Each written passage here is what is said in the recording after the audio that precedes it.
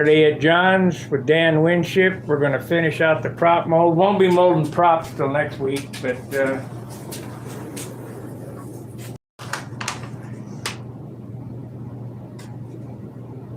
Oh, wait a minute, I just got a notification.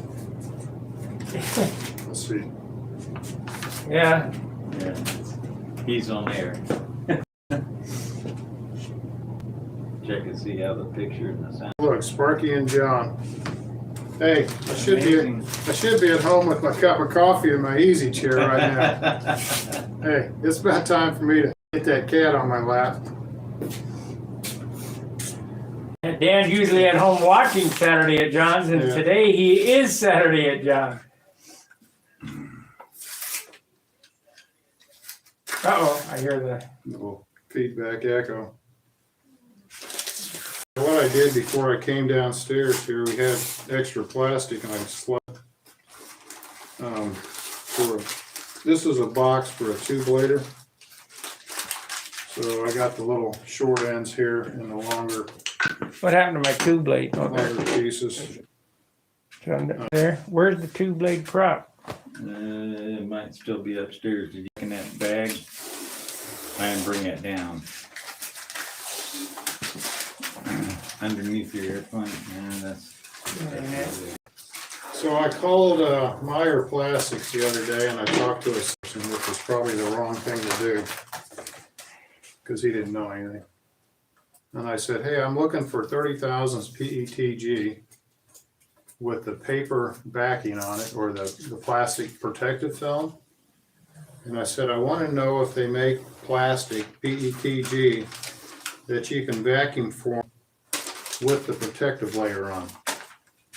Now I know they've got it with some of it, like Lexan, they'll actually form it with that layer on there, but I'm not sure what it is exactly.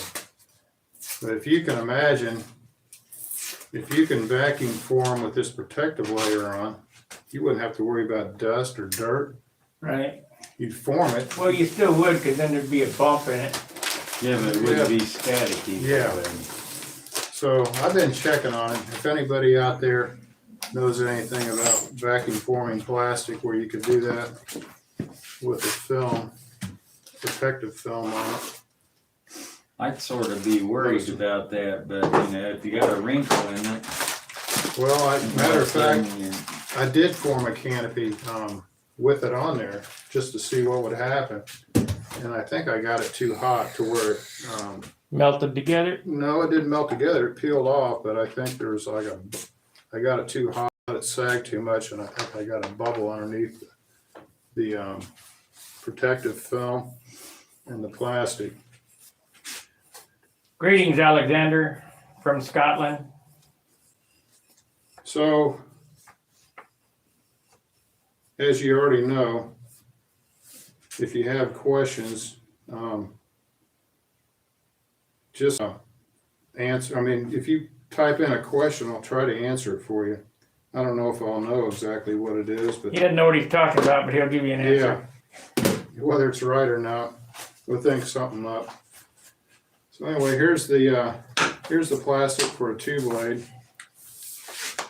and so the big reveal here. You want to pop this off here? Or? Knock it off. Okay. Let's see if it comes off the plastic. John yesterday came down here, pulled the drill rod and got the sides out. Oh, gotta get these buckets out of the way. You want a hammer? No. Yeah. Bang! Yeah. I figured that would come off harder since it's got the PVA on it. Yeah, sometimes. Well, not only that, it's the clay too. Yeah. You know, when you have the clay underneath. Yeah.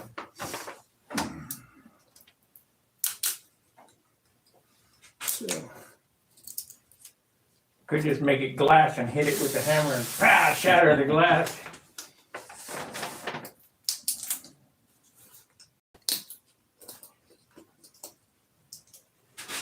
Yeah.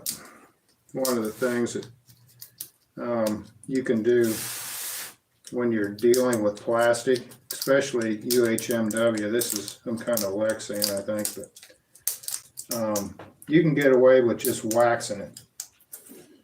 Now, if you have a composite, let's say you wanted to lay up another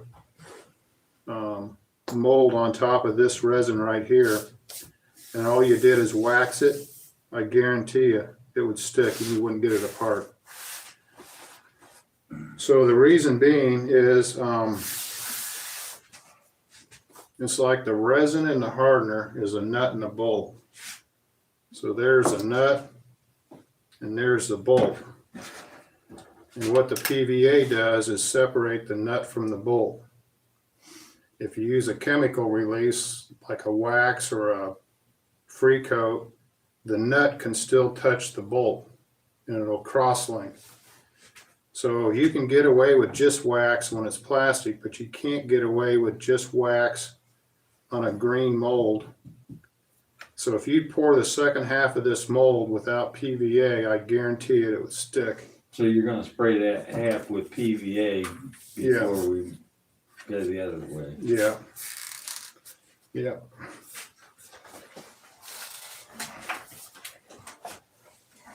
All I'm trying to do is get a little flex in it.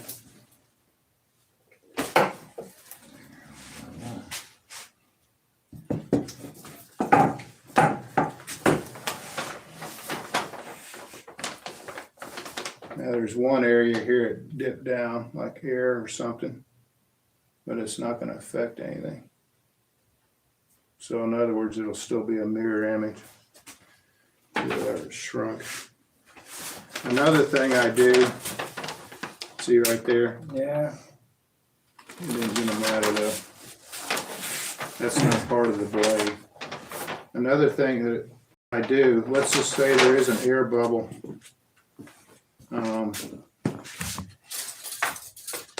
If there's an air bubble on the corner here or whatever, you can always sand it out, because whatever you do to this part of the mold, you're going to make a mirror image when you pour the top part of it. Are you getting the prop out of there? No. Ideally, you leave it in there. That way, you don't have to worry about it going in there. Exactly the same. Yeah, so you don't want to disturb it. I've pulled them out before.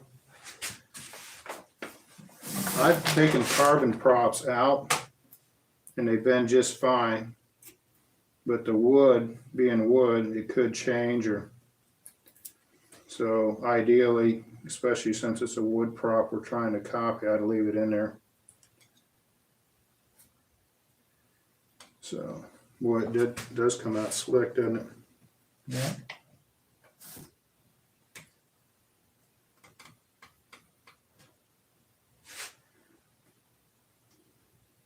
You brought me some clay, right? Yeah, I got a box of it. I'll leave you some sticks of it. The other thing is, we probably did it off of the camera. All this stuff here, it's sharp. You can go around and file that sharp edge off. Otherwise, you end up cutting yourself.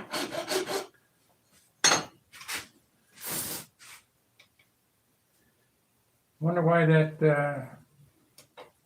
got that divot in it. I don't know, it's probably when I poured it, you know? There's something happened there.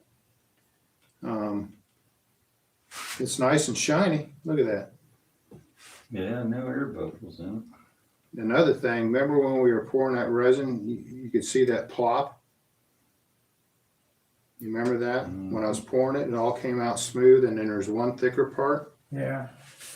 It could have been some of this resin was starting to kick off an exotherm. And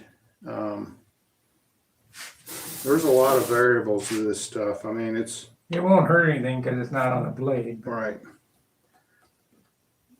You could say it's a custom feature to allow the mold to key together only one way. Yeah. You know what? Yeah, that'd be a good one. Yeah, there you go. That's a custom feature.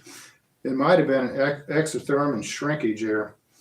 See, a lot of guys will put like a nut or something Yeah, in the corners of it, and then Then you can't get it apart. they pour their mold, and then, yeah, but they put some kind of feature, a little cone out of clay or whatever, you know, that gives you a little key feature. yeah.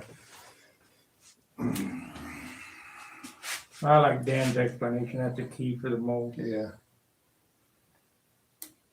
I was telling Sparky, talking about the mold longevity, I said, if something happened, let's just say you drop this on the floor and let's say you knock this off or something happened to it, you know, you can glue it back with the same resin you made the mold out of.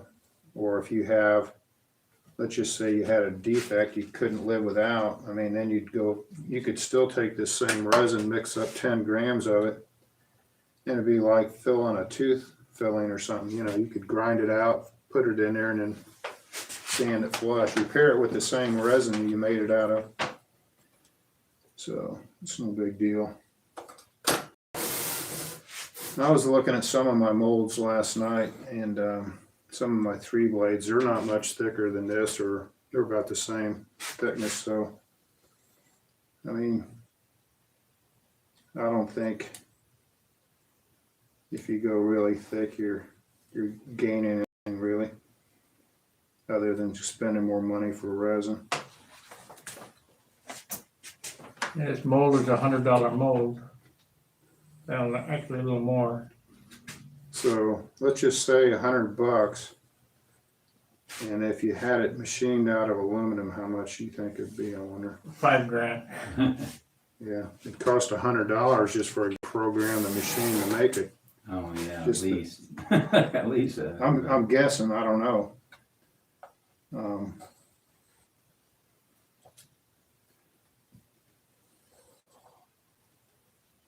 Yeah, we ran this thing all the way to the edge. It's not going to be.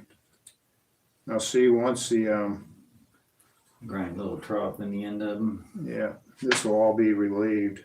This will be cut away, and Is that after you pour the other mold? yeah. And then when you lay the toe up, the first and probably the last bit of toe actually extends outside of the mold. Yeah. And then when you clamp it, the epoxy will ooze out here to give you a flash. Maybe a little carbon will come out, not much. And then you'll see a lot of resin run out of the tips.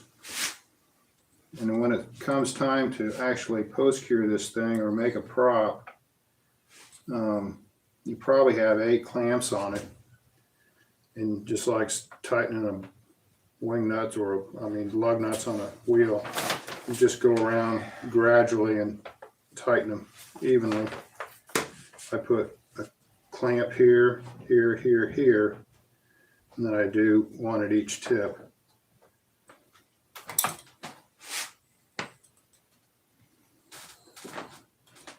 Be nice to have one of those big presses like that Carver prop girl's got there. Yeah. She's laminating all of her wood and put that. Using the airbags from the semi. Yeah. Yeah. You could do it. I mean, the only thing is when you turn a bar clamp and you tighten the screw, it's probably not coming loose. If you use a hydraulic jack press or an airbag press, there's always the chance of it coming loose or running down on you or bleeding off or.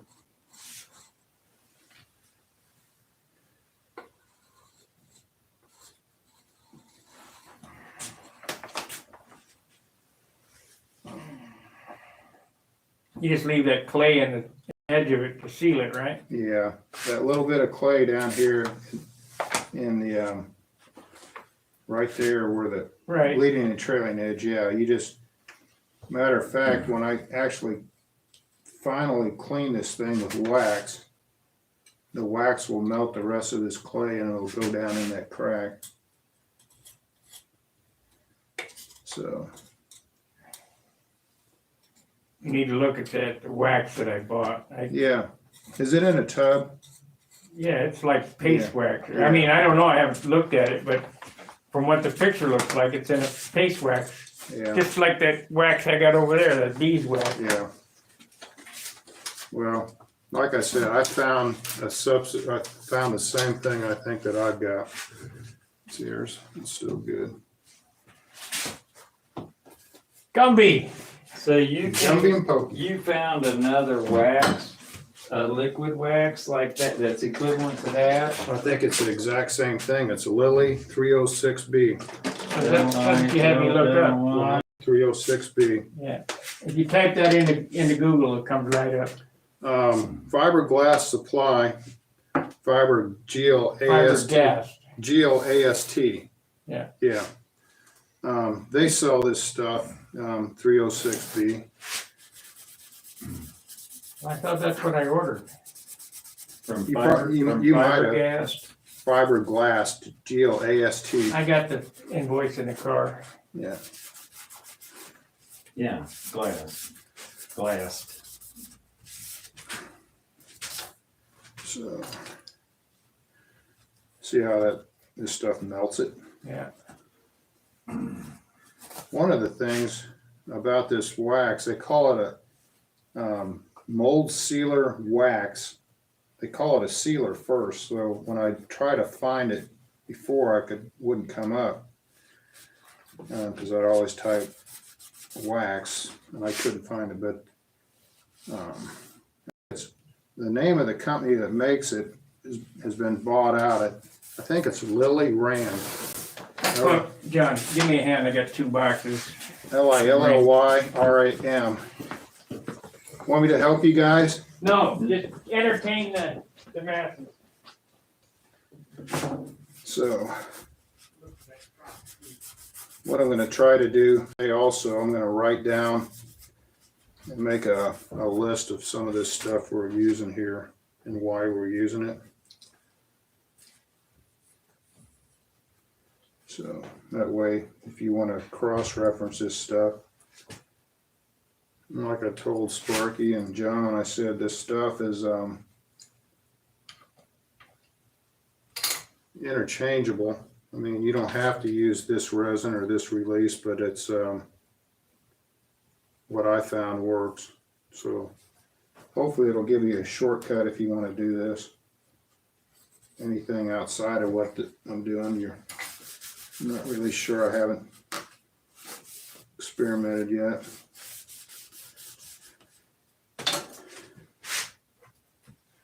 Let's see.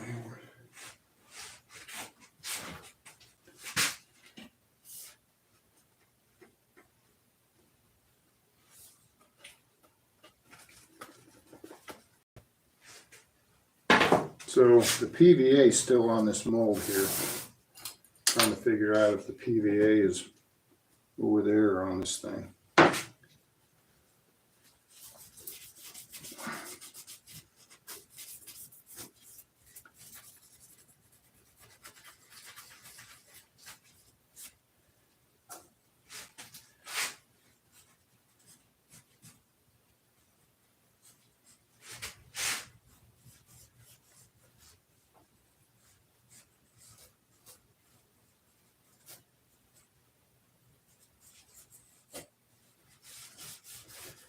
So this is cleaning out the clay.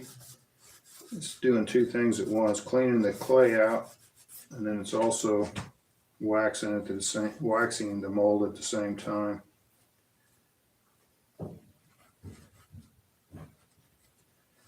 I think Sparky's gonna spray more dope on his plane.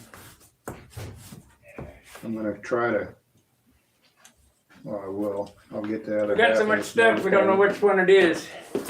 What are you looking for? 9234. That 9234 is the hardener for this, that Yes. stuff there, right? Yeah. Yeah, you want to get that down here and warm it up. Otherwise, it'd be hard to cure it. We got it down here. Been freezing all night. Did you leave it in your car? Yeah. I got no place to put anything in my apartment. Yeah. Yeah, epoxy likes heat. Now, if you store this stuff don't leave it out in the garage where it's cold, it'll crystallize, and you want to get it in the house. Rod that buddy had, Faraday's house, and there's an epon resin. It wasn't even liquid anymore. And I took it home and I put it in a hot box. And it got it up to like 100 degrees for a couple days, and it's starting to melt. The crystals in it are starting to melt away. See, here's that fiberglass place, but maybe I got the wrong wax. No.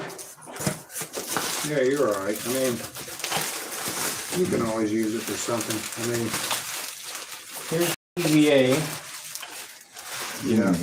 I brought mine just in case you didn't have the right Is that stuff. the right stuff? Looks like it. You got it sealed up. Yeah, we'll open it later. But yeah, it looks like it. And here's the wax. See, it's like the same shit I Is it really the same stuff? well, no, mine looks the same can. Let's see.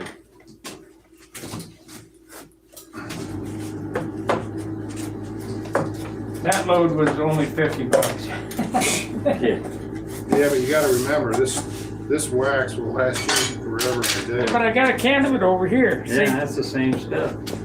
Same shit. Yeah. Well, looks like you got a free can of wax, John. This is good wax. How much you get for this wax? I don't know. $10, 15, 20? Yeah. And an invoice in here? Probably not. Still on the downside of the box. Something they might not have the price on it.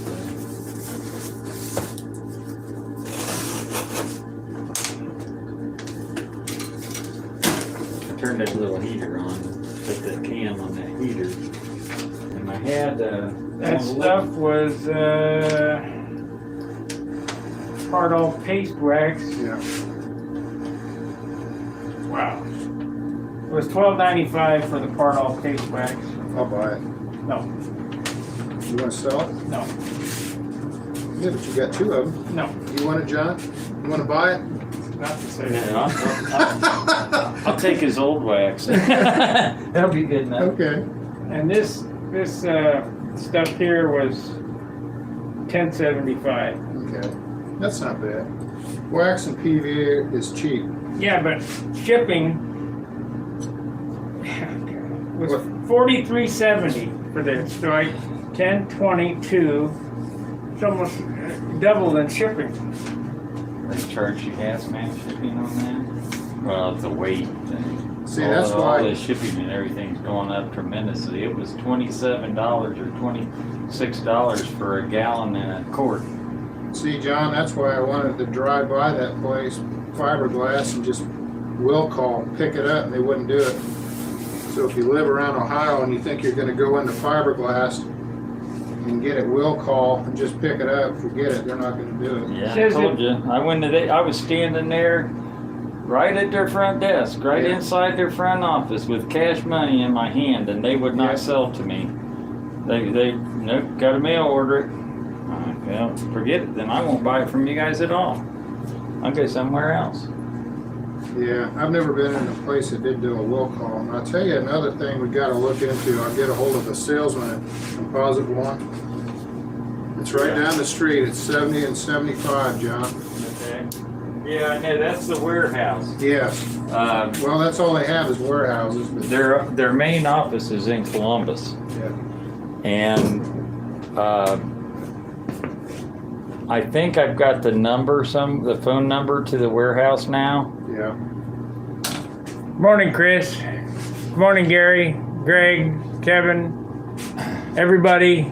I had a piece of 1/4-inch wire. Just scrap. Yeah. No, that's part of his airplane. Always ask is pick up something in somebody else's shop. It could be an important part.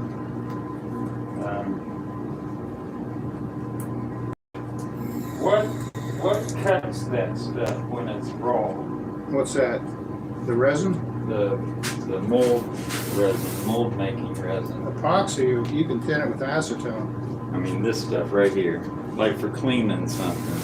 Acetone before it cures. Yeah. Acetone. Here's another tip. If you get it on your hands, Sand it off. well, wash it with soap and water. You should be wearing gloves. But what happens if you get epoxy on your hands and you use acetone, the acetone dissolves the epoxy and drives the chemicals into your skin. Yep. And, you can become. and what happens with epoxy is it's accumulative. So, Your wiener will fall off. well, that would be the best case scenario. I guess what'll happen, it accumulates and then you start breaking out in hives. And you can go along for 5-10 years and no problem, and all of a sudden you get these hives and rashes and everything. Sort of the same thing with CA. I think you become sensitized to it. I heard a story. You know Carl Lovins? Yeah, I heard a story that his eye is that way from CA. okay. From getting it in his, you know, the fumes coming Yeah, up. yeah. Oh, I remember hearing about that. I don't know if it's true or not. Well, And I was talking to a friend of mine the other day, and he said he was having problems tightening up his propeller, and it kept popping loose on him. What you need to do is you need to invest yourself into one Yeah. of these here, right? Yes. This will take care of your prop coming loose problem right here, let me tell you. is it a wood prop or what? I don't know, probably a carbon. If it's a carbon prop, they probably used the wrong resin to where it's gotten soft.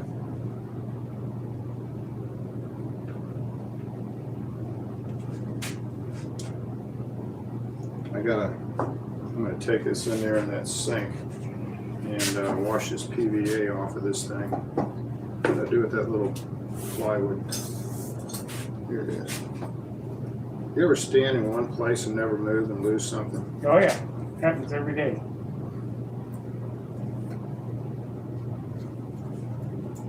In all actuality, that it really is a good feature. No, it's not. Yeah, it doesn't hurt it a bit. Yeah. Didn't hurt it. Because that way you can never put the mold on the wrong way. Yeah. And what Sparky's talking about, I probably can't see. I'll take this over there. See if we can get a.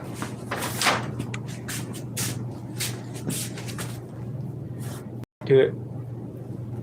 Right? So, Hold right it. in here, Yeah. and probably some air, an air pocket or an exotherm that pulled it and shrunk it right here. So, It'll be fine. yep.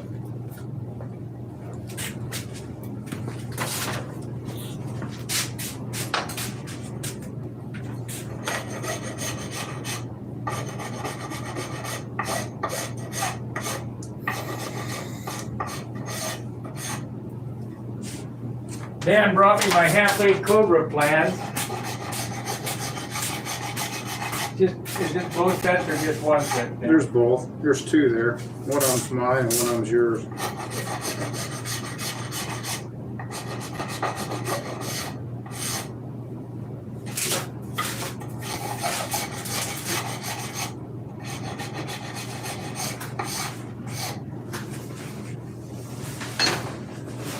Okay, now the next step, I'll wash this PVA off. You see how it's pulling off? You can wash it with water, it's probably easier, but you can see this or not.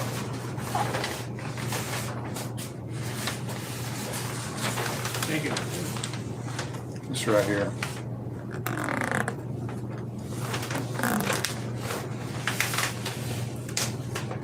So this is your assurance that you're not going to stick the mold. So we're going to recoat this. We're going to clean this PVA off, and then we're going to build the sides back up. Re-PVA it.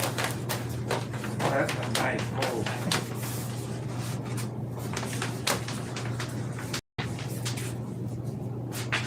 Yep, came out really nice.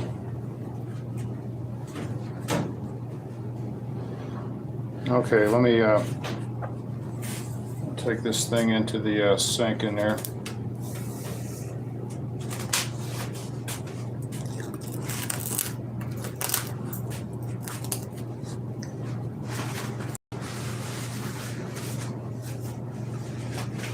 The PVA, I'm just doing this to demonstrate what the PVA looks like.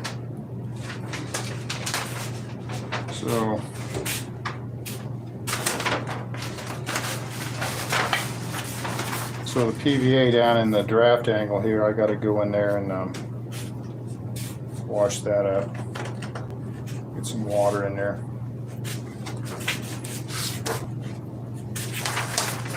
Remember I told you Chris Everson gave me a Cox Medallion 049 and didn't know what to build, so Danny has come up with a Cobra, half-A Cobra plan. Gonna cut a foam wing and sheet it. Did I wake you up? No, I'm awake. I'm over here at John's house. Saturday at John's working on a prop. Oh, all right, okay. What do you got going today? Super cool. Me and Bill over here, we're scratching our ass on a motor, and he thought you might understand the numbers on it. Yeah, what are they? The airplane is going for an A3520/6 to a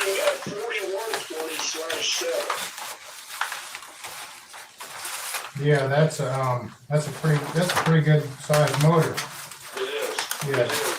Have you ever been on Badass website? I can pull it up real quick now. Yeah. Get on there and cross-reference to something they have. See if you can find an equivalent in kilovolt and size. And Am I right in saying that the 35 or the 41 is the diameter of the motor? yes, 35. Yes, that's a diameter. What is the second number? That should. I think that's the length of it. Okay, so those first four numbers are actually width and length. Yes, the way I understand. Millimeters, so we need to convert these millimeters into inches. No, because this will all be the same way.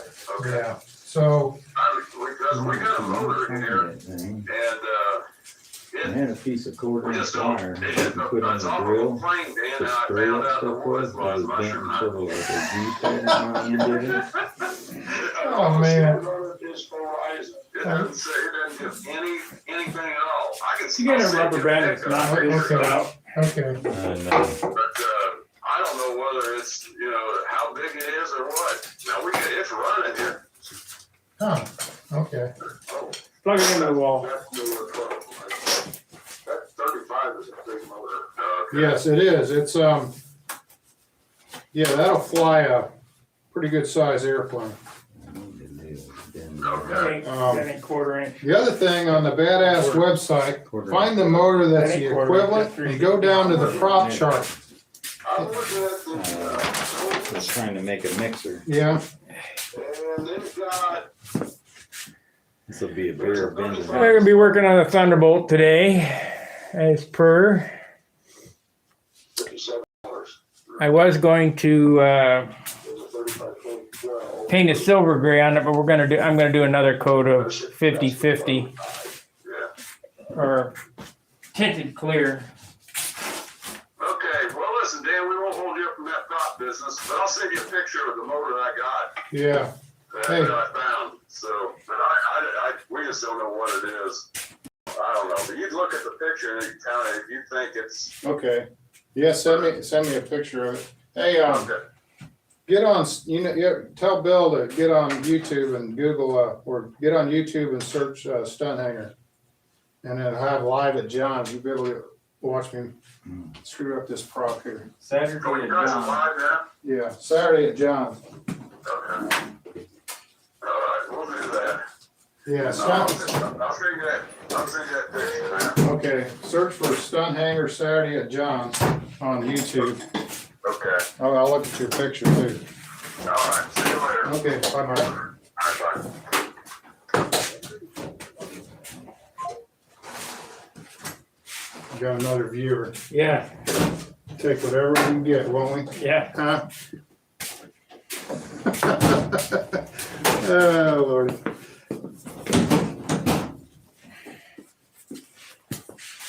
All right.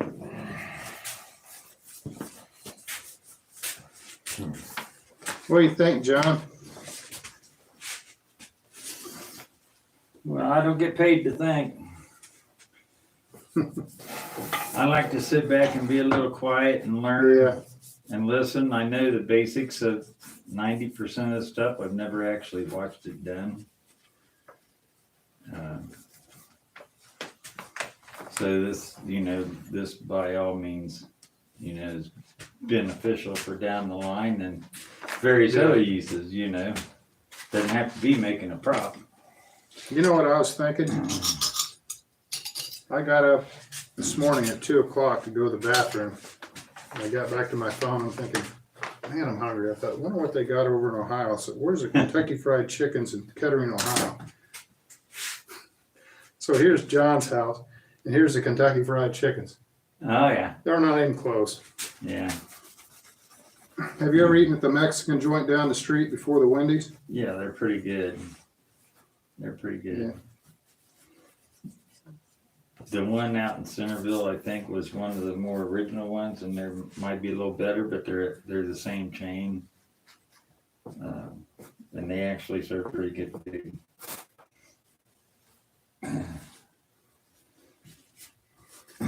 So we'll get a couple coats of wax on this thing, and then we'll stick the drill rod in there and we'll PVA it. And then what do you want to do in the meantime? After we get this, while the PVA is drying? What would you like to do? As far as the show goes, Yeah, well, we're gonna mold up a two-blade prop. okay.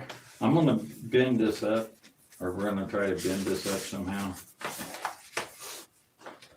Yeah, into a stir that we can put in the drill, and we can stir that stuff Oh. up with it instead of using a little piece of 1/4-inch wire. I got a thing in the trailer. It's a stir. It's a disc made for stirring. Yeah. I'll just go out and get that. Yeah, don't worry about that. And what it is, it's a round disc. I got one sitting in the top of my toolbox right here. That's why I was asking about cleaning it up. Yeah. Oh, It's got okay. a lot yeah. of little nooks and crannies in Yeah. it. Oh, yeah, I see what you mean. Yeah. See, I got one sitting right here. I got another one out in the garage that isn't painted. Yeah. That would probably clean that better than this painted one, because I'd be afraid to just come Yeah. off of it. Now, Uh, if you had a 5-gallon bucket of acetone, it'd be no problem to clean it. But you know, Right. if it's, I've got one of those. It's not quite that small in diameter, but well, I've got the bigger one too. That is for 5-gallon buckets of paint. That's why I wanted to do a music wire one. And that way it cleans You off just go- easier. Yeah, well, you just come down here and bend it like this Right. in a triangle on the end, and then just wipe around rod down. You don't have all them little nooks and crannies. I got a big vise out in the garage. I could bend one up. Or I can take a hammer to So it. it's gonna take 15 inches per toe. So here, he's waxing the edges of that mold too, which, yeah. In case something drips down the side of it. Yeah. Yeah, I pretty much do everything on it. Or come around the perimeter on the bottom. That way, I'm gonna call Fiberglass again and get some of that wax like you got there. yeah, 306B. After reading about it on the spec sheet, the wax claimed to fame. I think it was like the cultured marble industry, like a polyester or a lot of polyurethanes that had like granite dust in it or some kind of rock. and sometimes they tended to be porous, more so than epoxy, and that's what that was designed for. I got that little container from a salesman as a sample one day, and he saw the stuff I was making, and he brought that over. And that, since then, I mean, AdTech's gone out of business, or at least I haven't been able to find it through AdTech. So I was sort of stuck, and then I think I found exactly what it is. It's got a solvent smell to it, and when you rub this stuff on, if you rub it on wet and you leave it wet, it'll dry, and then you can hardly buff it. So then you have to reconstitute it with a damp cloth with more of that in it, and then the solvent will actually melt it down even more. So PVA lays really flat on it. If you ever get a mold and you're spraying PVA and it's starting to beat up, what you want to do is run some more wax over it.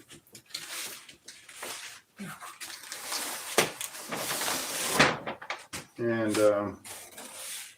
the wax basically just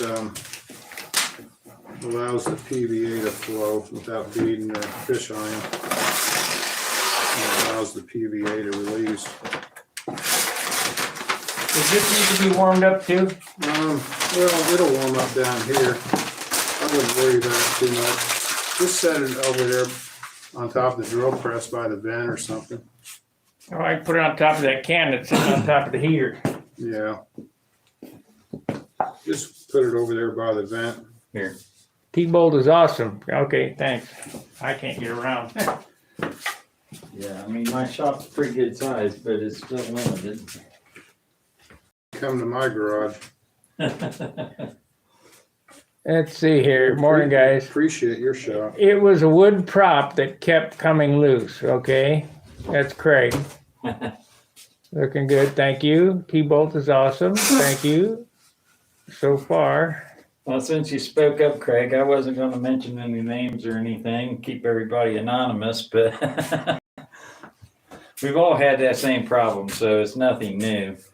The other thing to check, Craig, is make sure that the prop is square at the hub. So when you clamp it down and you tighten the prop against your thrush washer, make sure that it's square and it's true on the back and it's true on the front for the washer on the front.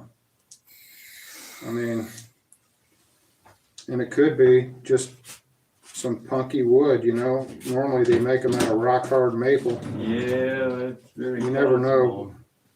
You know, I know you're limited, Craig, on your ability to do things, but Jim Lee Machine Shop makes this little doodad for sanding props. It fits in the hole of the prop real snug. And you run it on a drill. Run on a drill, and you just face the front and the back of your props, and it'll work on carbon, or then you cut a little piece of self-adhesive sandpaper and stick on it. Stick it in a hole. These are metric. Might not fit. Fit in there. And just run it in there, and it just sands that flat and true to the hole. You know, so you're not putting it in there and clamping down on it, and it's wanting to twist sideways a little bit. How much was this prop? Probably $7. Crap. Yeah, look at that's a prop kit. That's not a prop. That's a prop kit. You look at it, you can still see the sanding marks in it. Yeah. And that's a master airstream wood prop, and it's junk. Crap. But here's Thick. here's a Zor, not finished like mine, but it's same prop. Beautiful. A few scratches in it.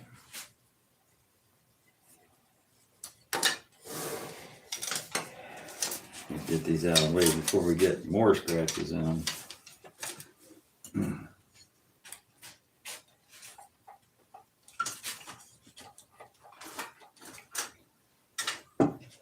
I took these props, and this is a 14 14.4. Well, that's what it's marked as, a 14.4.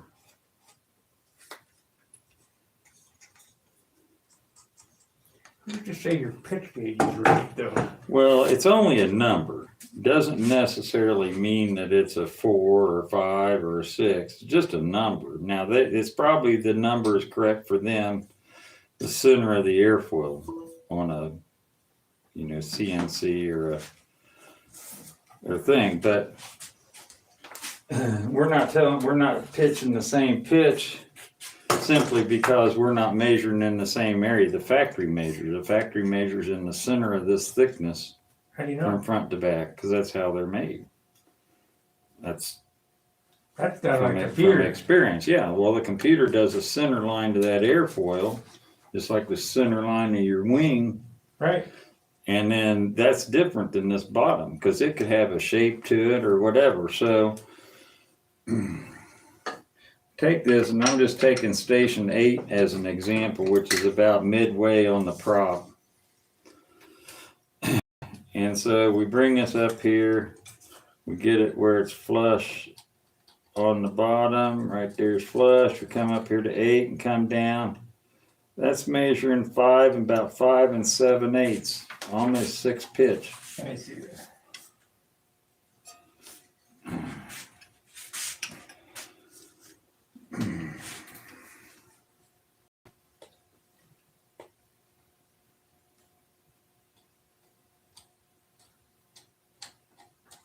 What's that read right there?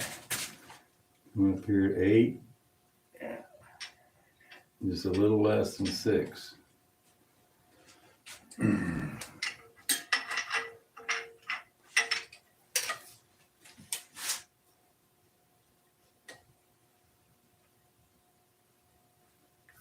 not in the same slot. I know.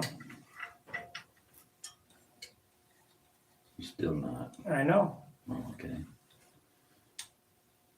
Can't even get it. 8 slots right here. No, 9. We're in what You're slot in, is or it? wait a minute. I'm in the 10, You're in 11. 11. Yeah, you're in 11. That's even worse. So you're out here. 7. 6 and a little less than 6.5. Yeah. Let's try station 6.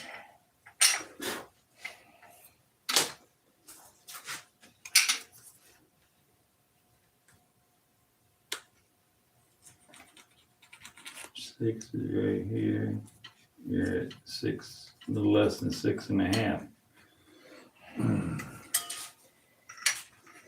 it's supposed to be a So what? it's supposed to be a 4. So Where's it made at? Zor, same place that prop you're holding. Switzerland or wherever. there's CNC Yeah.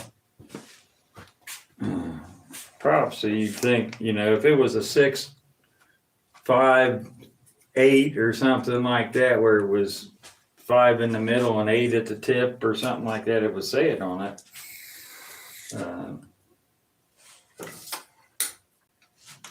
But just an example of, how these things vary.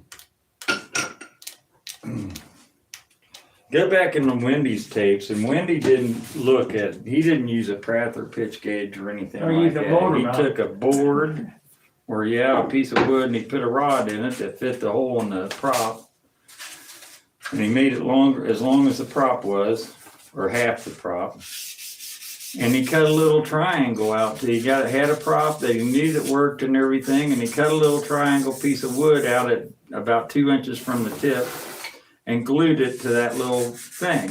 And then when he did another prop, he said, this prop worked. This was a rev up, blah, blah, blah, 13.6 or whatever, but this was the pitch because of this little triangle that I handmade off this good prop.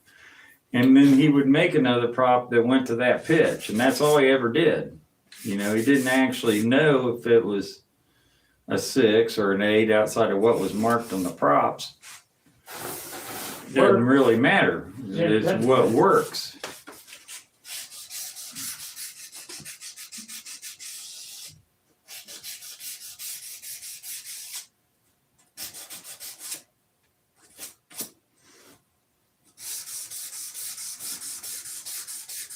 We might do all this work and it not work at all.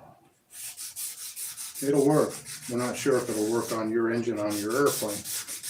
Like I said, if you take this prop, it's not doing exactly what I want, or somebody comes out the field with a Sato 120 or some kind of four-stroker and they slap this thing on there and it's like a dream. You know, just because this prop, and I'm pretty sure we can get it to work for you, but just because it's not exactly what you want doesn't mean it's a bad prop. The other thing, Spark, with this prop, you're going to put it on there, and I tell you pretty much how it's going to work out. So I come from Indy, and I bring a bucket of chicken. And we go out to the field. That's all he thinks about. Hey, Food. Yeah. The boy's got Hey, hollow legs. we get the lawn chairs out, and we put this prop on your plane. We put like a half a tank in your, so that way you don't get screwed into the ground. Put about a half a tank of fuel in your P-47, and you fly around and do a loop and get the lap time. You land it, we take the prop off, and you start working on it. Oh, yeah. We eat a couple pieces of chicken, we put the prop back on. Hey, so after the whole day is finished, by the time the sun goes down, then we're gonna have something and say, man, this thing is working good. And then when that happens, you bring it back, and maybe by then I'll have like 5-gallon pails of this stuff. Another bucket of chicken. Yeah, another bucket of chicken. We'll be pouring mold. Hey, and then it'll be off to the races. What do you think, John? That sounds like a deal. Sounds like a good idea to me. And while we're at it, we might as well take 2 or 3 props and do the same thing with 2 or 3 different ones. Yeah. So it'll be a prop day. You go out there and do nothing but fiddle with these props. Yeah, it may turn into prop week. Who knows? Yeah. Whatever it takes. And then you go to the Nats and they'll say, look, Sparky's changing props again. Yep. He watched the atmospheric pressure, and he's got a prop for when it's 60% humidity and when it's 90% humidity and when the temperature is 78. Yeah. The best way to tell what you've got here, it's hard to tell when you look straight down. You got to hold this thing up so you can see these draft angles. I'm just trying to get the PVA and the clay out of there. A couple spots. What I've done is John had this 1/64 plywood on his bench, works out perfect. So I'm not scratching anything, and the 64 ply is thin enough, stiff enough to scrape. So I think what we're going to do now is vacuum this mess up, because when we start with the PVA, we're going to get this stuff all over the new fresh PVA if we bring it back down. This wax feels good though. It's not really tight. It feels really, I know it's pasty, but it melts really good. A lot of car wax and stuff, it's really thick.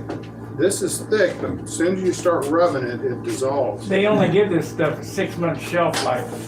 What, this? All of it. This Well, and that. See this right here? This is PVA.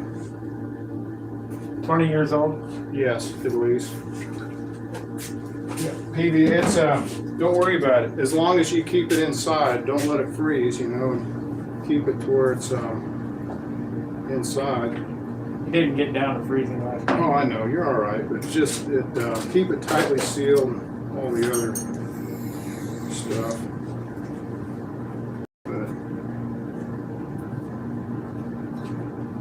Now, resin services HTR 212, my experience, it does have a shelf life. I don't know why. Rod gave me a quart of it. It's probably 20 years old, and I think it's rock hard.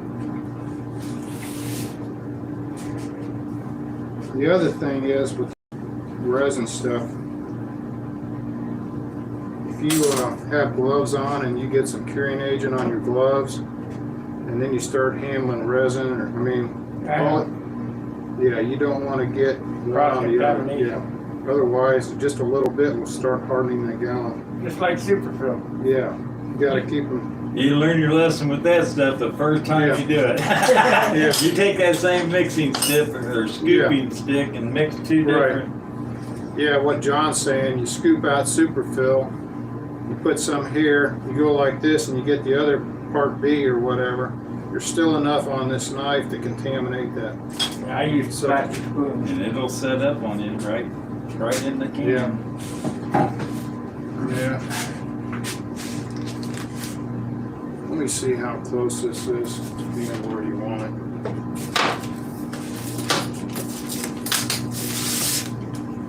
We're gonna need another piece of drill rod. I got it. I brought drill rod. Yeah, so these are the smooth sides. What I'm looking for here is the smoothest side I've got to go against the platform. Man, it's nice. $5 prop. Very nice.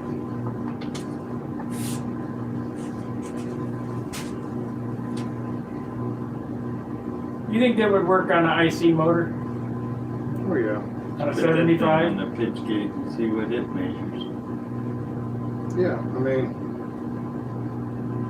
this is an electric prop, right? Yeah. Yeah, it probably would, but here's the thing. That throws a blade off, though your Yeah. plane's gone. Yeah, so I'm sure they overcompensate for safety reasons. But, yeah.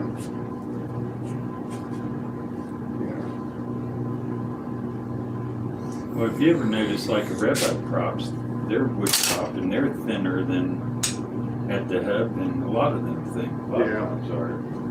And look at this thing. It's damn near a half-inch thick Yeah. at the center. Oh, yeah.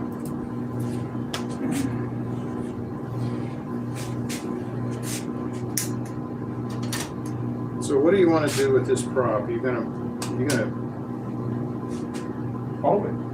you gonna thin it down? You gonna Nope. smooth it? Nope. You gonna taper the hub? Nope, nothing. You're just gonna mold it like this? Yeah. I want a duplicate of that in carbon. What about the draft angle on this? You can't do it in clay. You want to just fudge it in Yeah. clay? So if you come around, let's see where we're at here.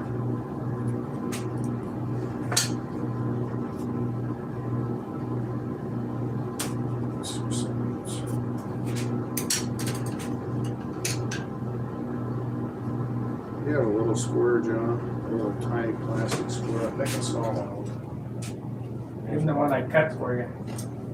Where's the, So what's the pitch on this part? It's supposed to be 5. Did you and John check the pitch? No, it's supposed to be. I'm not worried about it. What is it though, do you know? No, it's supposed to be 5. check it.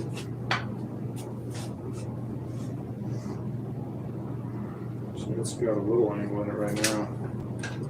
Don't take much.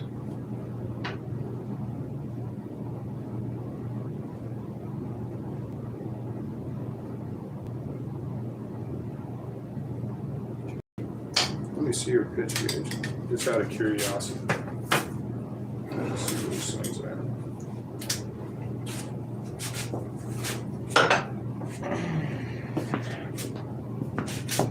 Hey, we got a $10 super chat, and that came from Alan Sinner. Thank you very much, Alan.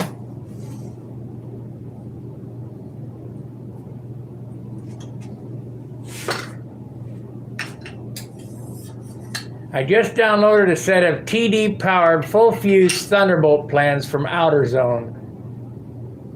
What's the wingspan? Yeah, what's the wingspan? 32 inches, 30 inches? Looking at that little Cobra plan. Full fuselage?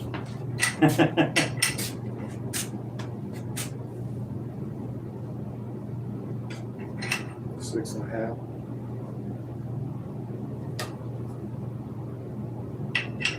See, that fourth pitch prop's almost the same as that.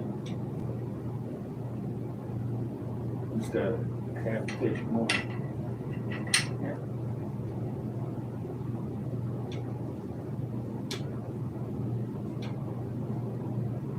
I trust the CAD computer. I don't trust that. Well, it's only a number. It doesn't mean anything. Okay, let me see that You know, AP, let me see an APC prop, John. Let me see. You got anything APC, doesn't matter. Hold in his hand. Is a 13.4, and I Okay. guarantee you, it doesn't measure 4. It does not, you mean? No. What do you It'll think? measure a 5 something. Really? Yeah. I'm just trying to See, cross-reference to the see. numbers could be put on this wrong, or what, you Oh, know. there's tons of variables. It's only a reference. Yeah, but when an APC says 4, The higher the number, you know, obviously the more grab you're going to get, because for one revolution it moves so many inches forward. So a 6 pitch moves 6 inches forward. A 4 pitch moves 4 inches forward. Theoretically in the air like a screw, and it doesn't. You don't know whether they're compensating for slippage. You know, because you get a certain amount of slippage of a prop in the air because it's not like a fluid that it's moving through. It moves. You got flex in the prop. You got, you know, all sorts of variables. What does that read?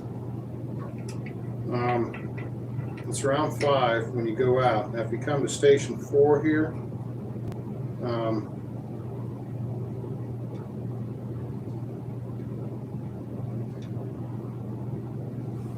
4.5, What's it supposed to be? 4.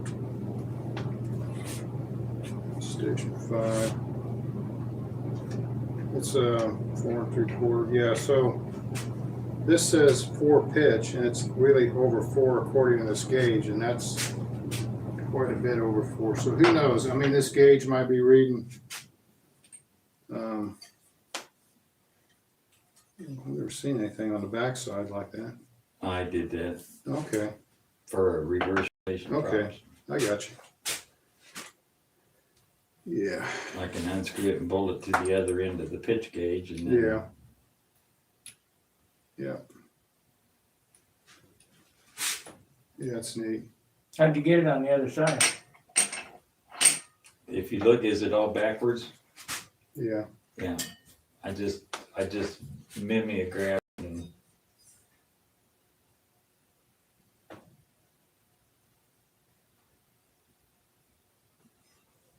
I mean, if you're flying electric, you need Yeah. both rotations, and Well, that's the other thing, John. You're working off the wrong side of this blade. That's why it's off. This blade is upside down. Yeah, that makes sense. This needs to be against the blade of your prop. This blade here needs to be flipped. This needs to be. well, let's flip it open real quick and see what I got there. A straight screwdriver. Yeah. You got the wrong side.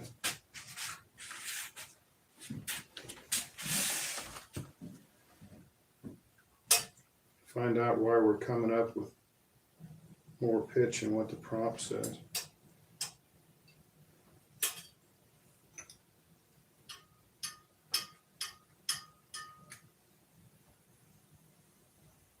Let's see.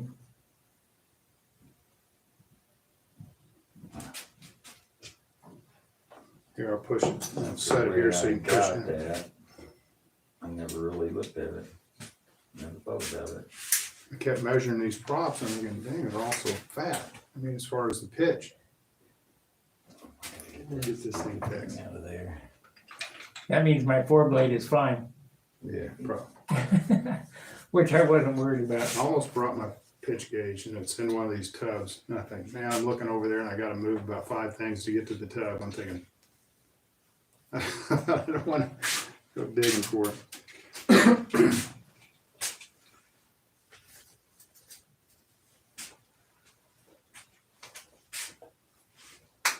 Now'd be a good time to show your landing gear.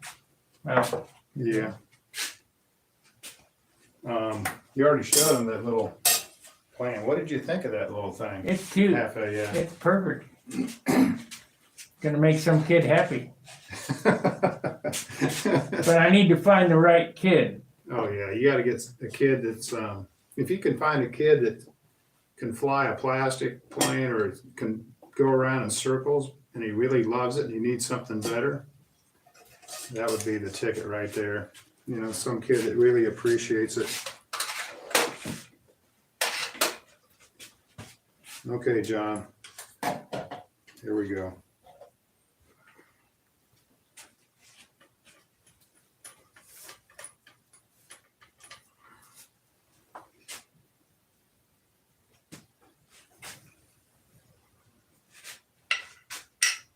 Number 4.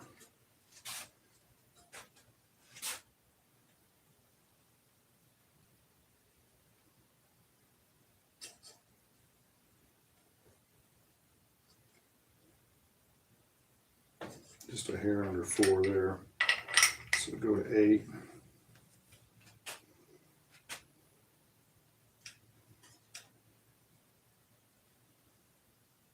Four pitch. Let's go to 6.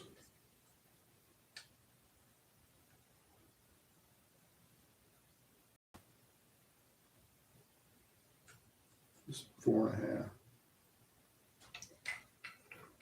Let's go out here. I have fixed my Zor prop again.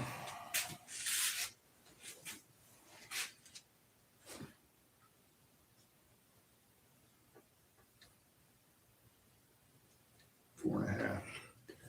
So what they might be doing is, you know, it's Twisting. a little bit, yeah, but it's reading it 4 now. It's not 5.5 like it was. So I think we're good. Now this thing, let's see what this thing does. This is supposed to be 5. CNC'd 5. Okay. Let's see what the CNC gives us.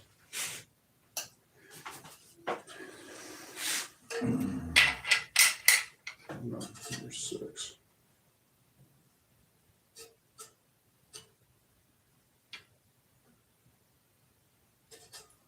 Four and a half. Let's go to 10.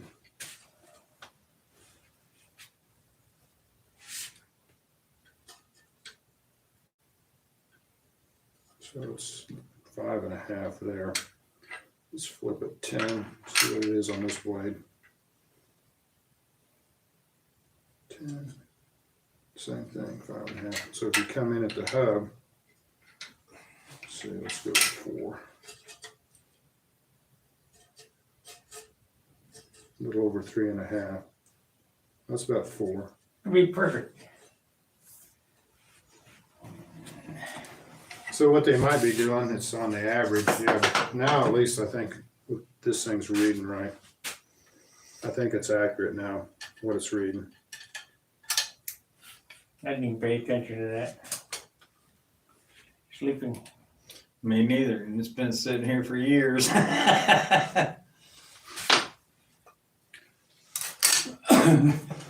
It's just a number. As long as the number's the same on each blade, it doesn't make any difference what it reads. Yeah, but What works and what doesn't work. it's like ISO 9000. Everybody's got to be on the same page. You know, it's you can't have the guy in France making the tail and then the guy Well, in if Germany you're a making. prop maker, I can see that. Yeah, if it's just your personal reference, you know. I gotta plug it in then.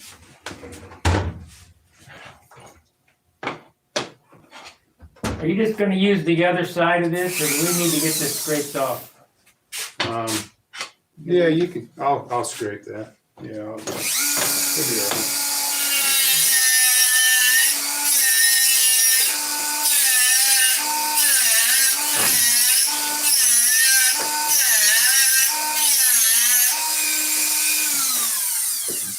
Scrapes off easy.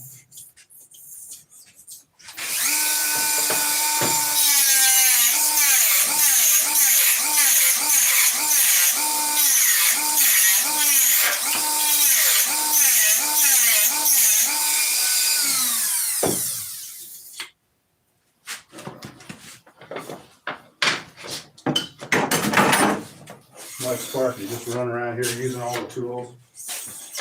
You know where the grinder You is. know where everything's at.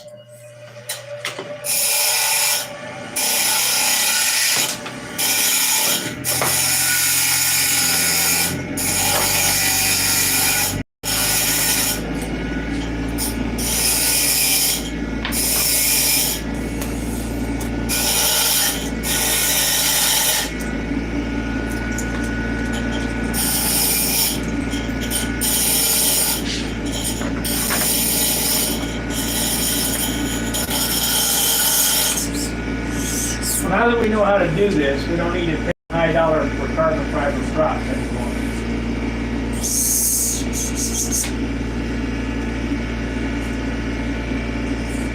And eventually fuel tanks. What? And eventually fuel tanks. Fuel thing. Fuel tanks. Oh, yeah.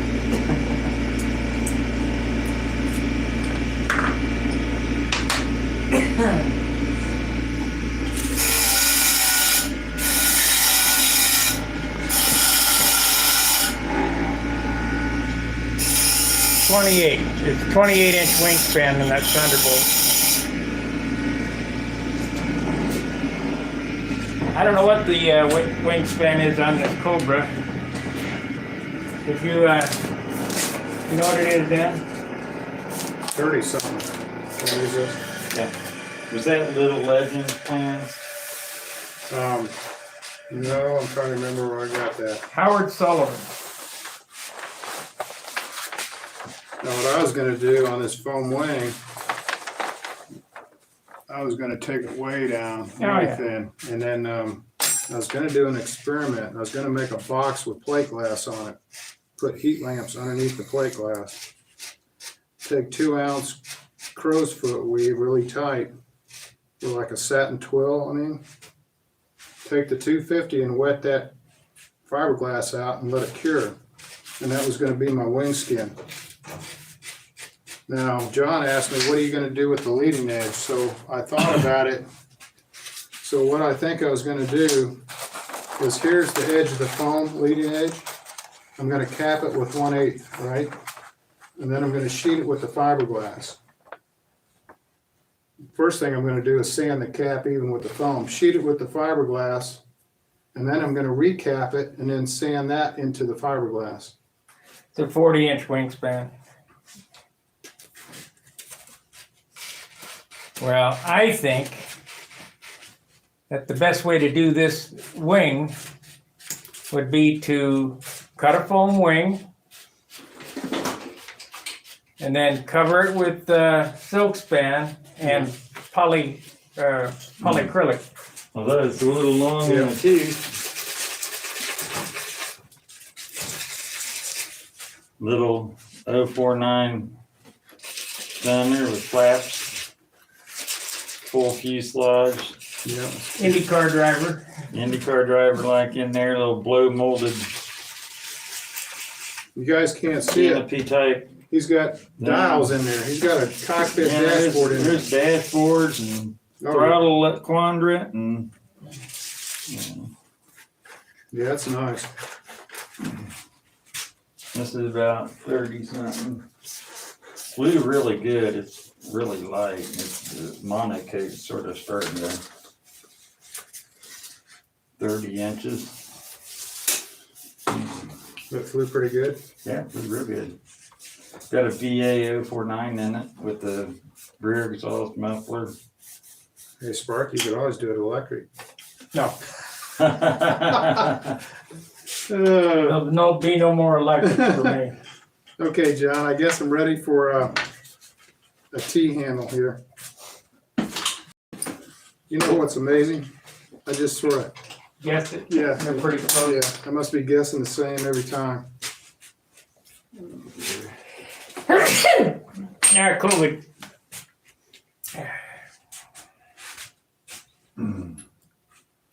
Okay, where's your wires? This is a cute little airplane. Really cute.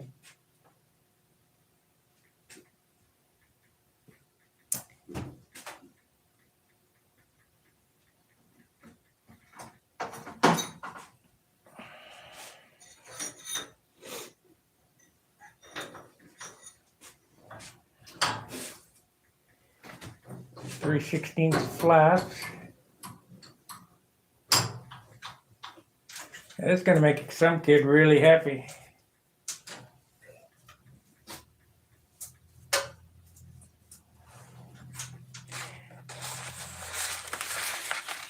It might make me happy.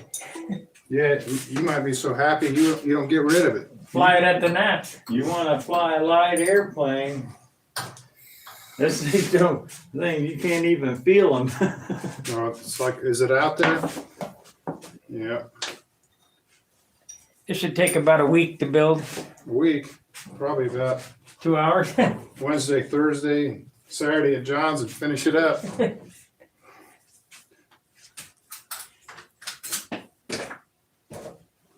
So on these drill rods, what I do is I wax them, and I don't really buff them. I just put the wax on it, and I leave a film on it, and that's all. That's good enough.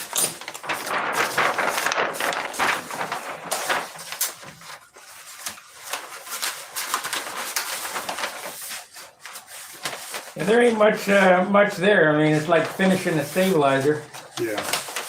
That's quick. Yeah. What are you looking for? I was just looking at this Menards receipt. I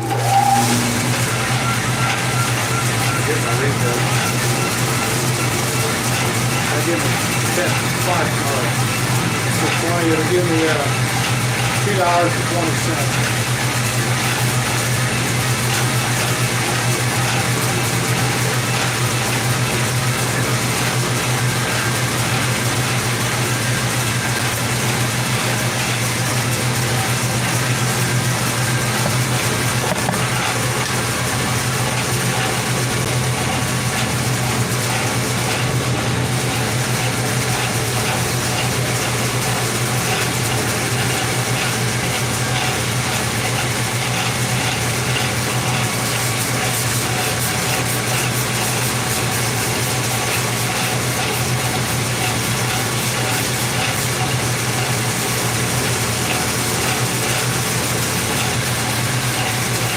Big money at Barnyard.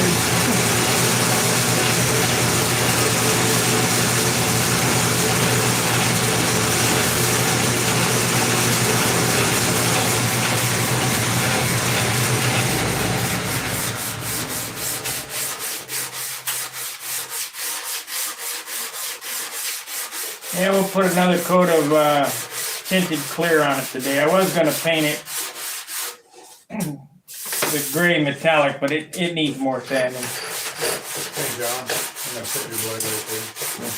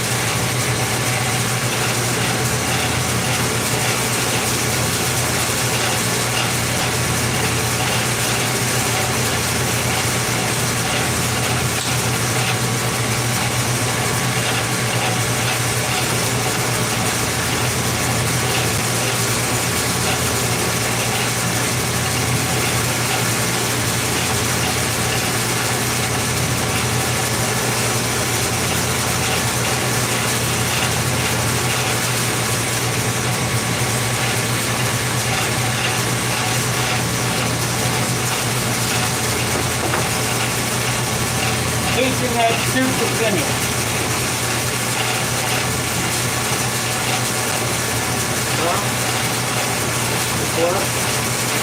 Casing the super finish.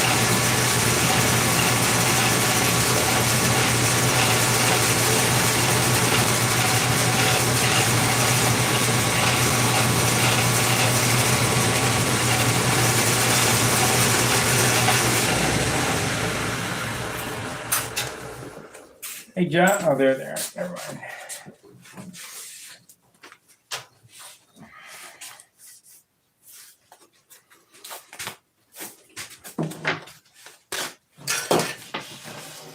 Hey, I got my FCM shirt on from 2007.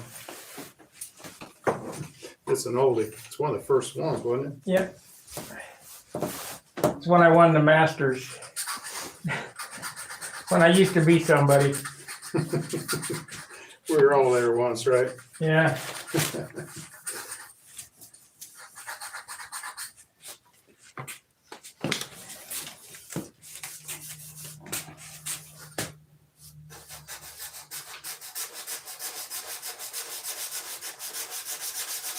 That's back when Joe Gilbert couldn't beat me, Matt Newman couldn't beat me. Now I can't hold a candle to him. I don't fly enough. It's amazing how fast you can slip out of a competitive edge. Especially, well, flying stunt's sort of an athletic event in itself, but if you're going to the gym or you're jogging or you're running, you take a month off or, God forbid, a year, you might as well feel like you're just starting from scratch almost, you know? It's like these guys are talking about going out and getting dizzy again, and That's who I didn't see at the Nats this year, Matt Newman. Was he there? No. I didn't see him either.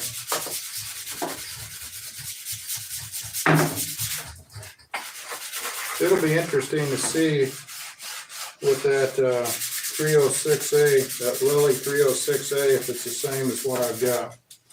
306A what? Mold sealer wax. 306A, the stuff I'm rubbing on this plastic right now. Oh, you mean the stuff I don't have yet? Yeah.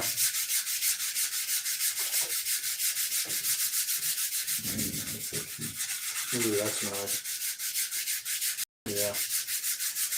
That's nice. Give you an idea how big that. You think that thing's big too.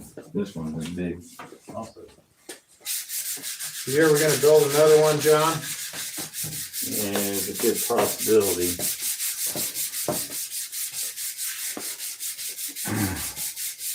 Did the PA 75 exist when that was there? 65 in there. Yeah, now put a 75 on that. They pulled it good with the Yeah. 65, but a 75 will work fine. Now, that was for what, pulling your shell, molded shell? Yeah. Yeah, that's big. Of course, all of this got cut away where the canopy went here, Yeah. but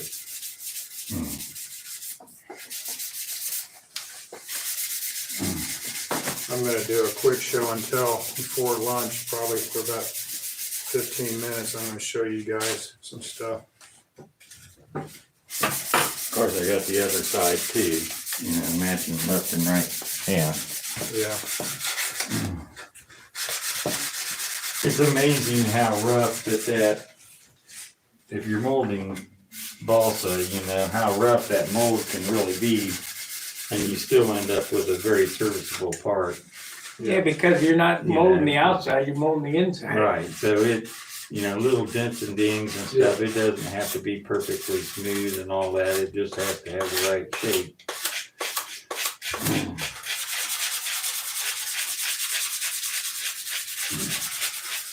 you know, if you have a plug and you're making something like a mold off of a plug, and you have a divot in your plug, it's easy to fix because your divot in your plug makes a bump in your mold which you can sand out. Now, if you have a plug and you have a high spot, that's harder to fix in the mold because now you've got to fill a hole. If that makes any sense. You gotta think in reverse. Yeah. Now, I've got a plug over there I'm going to show you before lunch. I got to make one final little sand on it, maybe some filler, some of that 3M spot putty, you know, and then I'm probably going to spray one more rattle can coat of clear on it. It's 1K acrylic. And I went in there, I was gonna get 2K, which I probably didn't need anyway because it's so expensive, but they were out of it. So I just got the 1K clear and put it on the plug, which I'll show you. Okay, Lynn, I think I got this all waxed up. Let me clean up a little bit. I wonder if you could use Mold Max for this just as easily. On this stuff? Yeah. No, you can. I mean, they make the Mold Max in all different shear hardnesses, Yeah. hardnesses and stuff. You know, I've got Mold Max 30, which Yeah. is sort of a little rubbery consistency, but they make a harder rubbery consistency than that, you know, like a car tire type. Yeah. You mean on a prop mold? Yeah. Why would you want it rubbery? You don't want it rubbery What's the difference? because it would distort when you clamp that thing, and it takes an extreme amount of clamping pressure. Then you're going to distort your mold, so your part won't come out accurate. You could do it, but if I was doing a prop spinner or anything like that, I never had a use for a rubber mold or anything that was flex. You could do it. I made cowling molds out of it. Yeah, cowling. Fine. The cowling though, you're not clamping. The cowling, you just laying it in there. True. When you take 8 bar clamps and you clamp that prop mold and smash it, and I've never done it, but I think it would be a problem. But me personally, I mean, I've never tried it, but just by going through in my mind and doing enough of it, it's like that landing gear, you know, remember when we laid that up, cranking it.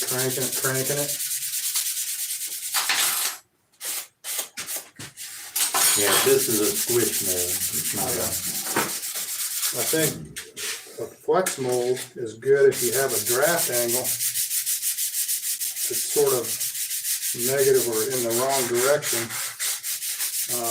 That way, you know, you can actually pop it out. flex it out. Yeah.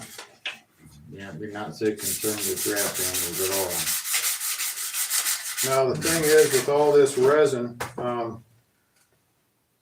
it's like John said, Mold Max, it doesn't matter. I mean, you can use any product you want as long as it works. And I guess to figure out if it works or not, you got to look at a spec sheet and sort of go from there from past experience, or crunch a whole lot of numbers.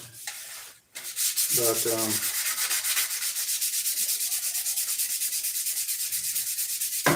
the only reason I've used resin services is because I started with it and they were willing to work with me. Margaret, Well, I don't know if she was there years and years ago. with a name like Margaret, she's gotta be old. Yeah. Sounds young, but gotta be old. Yeah, well, that's an old-fashioned name. But I liked it because I could mix and match curing agents. I mean, I could,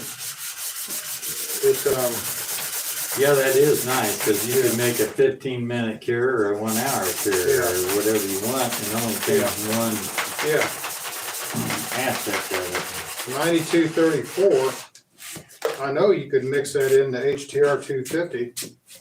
Don't ask me what ratio, but it'll work if you get the right ratio. Now, HTR 250 106-3 is 24% per hundredweight. So let's say you're making a part out of HTR 250 and you think, man, I'd like it, but I need something a little bit thinner. So then you go to HTR 250 with the HT 386, and that's 33% per hundredweight. So what you've done by going from 24% to 33% is you've made the resin thinner. And so it wets out better, but once the resin is thinner, instead of going to 350, I think it only goes to 300. I don't know, I have to look at the spec sheet. But it's still high enough to do exactly what we want. So if I was using HTR 250 and a bell crank where I needed better wet out on a smaller part, maybe I'd go to the 386. I've done it 106.3, but you work a little bit harder to get the wet out. So that HTR 250 can be used for belt cranks too, right? Yeah, And landing gear. yeah. I never made a landing gear with anything but HTR 250.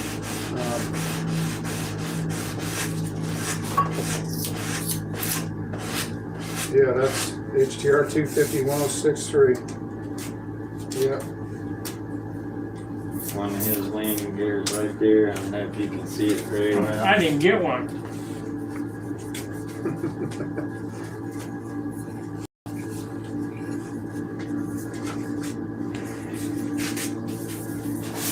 The people that are watching today, if you go back on Sparky's, on these gazillion videos he's done, there's a Saturday at John's when we were over here, we were actually laying up that gear for one just like it. We laid up a landing gear and a belt crank, and we cut a foam wing one day. So if you're new and you haven't seen those videos, some of the other stuff besides his prop, it's on those videos. So I think if you go game Winship Saturday at John's, and search that in YouTube, it should come up.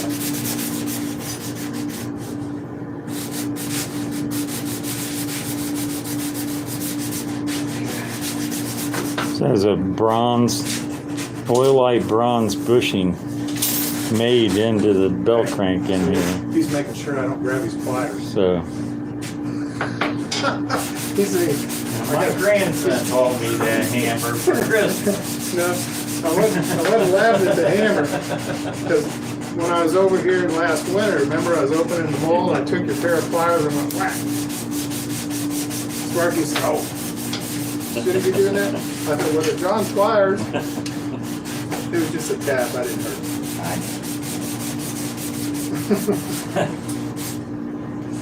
Okay, I'm my gonna. tools down here aren't high-end tools. Well, they're still, I mean, they're they're good tools. just usable, Yeah. and you don't have to worry about them too much. Okay, I'm gonna make some noise. I'm standing over here by the prop mode. You want to move that prop mode? No, we're good.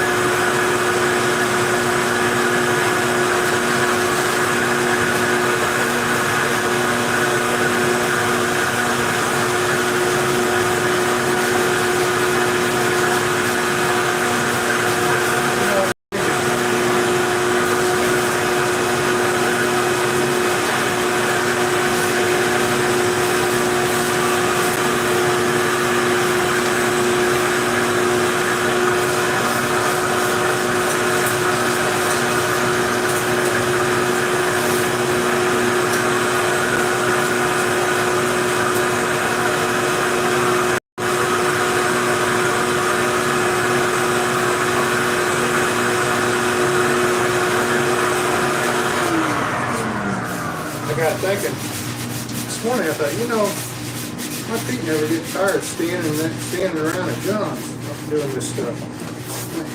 But I know why now. This is this nice rubber mat. Yeah, thanks to Harbor Freight. If I wasn't standing on this rubber mat, I'd be really aching. Oh, my feet kill me. I got neuropathy because I'm diabetic. And after about 4 hours, even on this mat, You gotta sit down. I got to take a load off. They just start hurting. Yeah. Hey, it's annoying. Yeah. And if I get up and move around a little bit, then it goes away somewhat.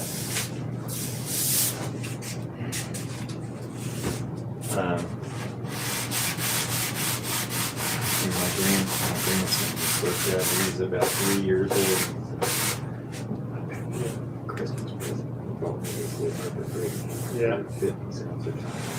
I couldn't Finish. it all up and everything, so it was nice and I could Yeah. use it, you know. I just Went from 50 cents, 50 cents to like, yeah. Oh yeah, you tune this thing up.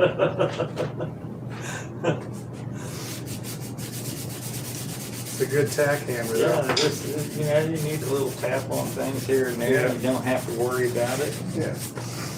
Yeah, my little ball peen snap-on hammer, about $50. About the same. Yeah. I mean, what's the difference if you're tapping between $50 and, Well, it's like that big Yeah. crescent wrench he showed you. yeah, I bought a Pittsburgh crescent wrench from Harbor Freight. It was, I don't know, $28 or whatever. yeah. That same crescent wrench from Snap-on's $500. And that was a crescent wrench, that big one. It wasn't a. Now, Snap-on, you know, Irwin sold, Vice Grips sold Vice Grips to Irwin. Right. Well, Irwin's now made in China, so that pissed Snap-on off. They bought the patent, and they have Snap-on Vice Grips that look exactly the same, only they're chrome and finished really nice. $79 for a pair of Vice Grips. He said, Art, I go, wow, $79? Yeah, I didn't think you'd get away from that cheap. I paid those $80 for a pair of Vice Grips.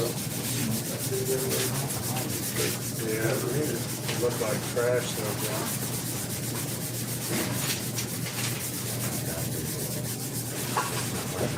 What do you think? Think Yeah, I just cut a bunch of those Okay. out of you know, go looking for a car Yeah. at the car dealer and I get a bunch of their brochures. All right. Use them And as- then I bring them home and cut them all up because they're sort of a heavy paper. Yeah. And they're great for mixing epoxy on the side. I cut them all up and make little squares to mix epoxy on.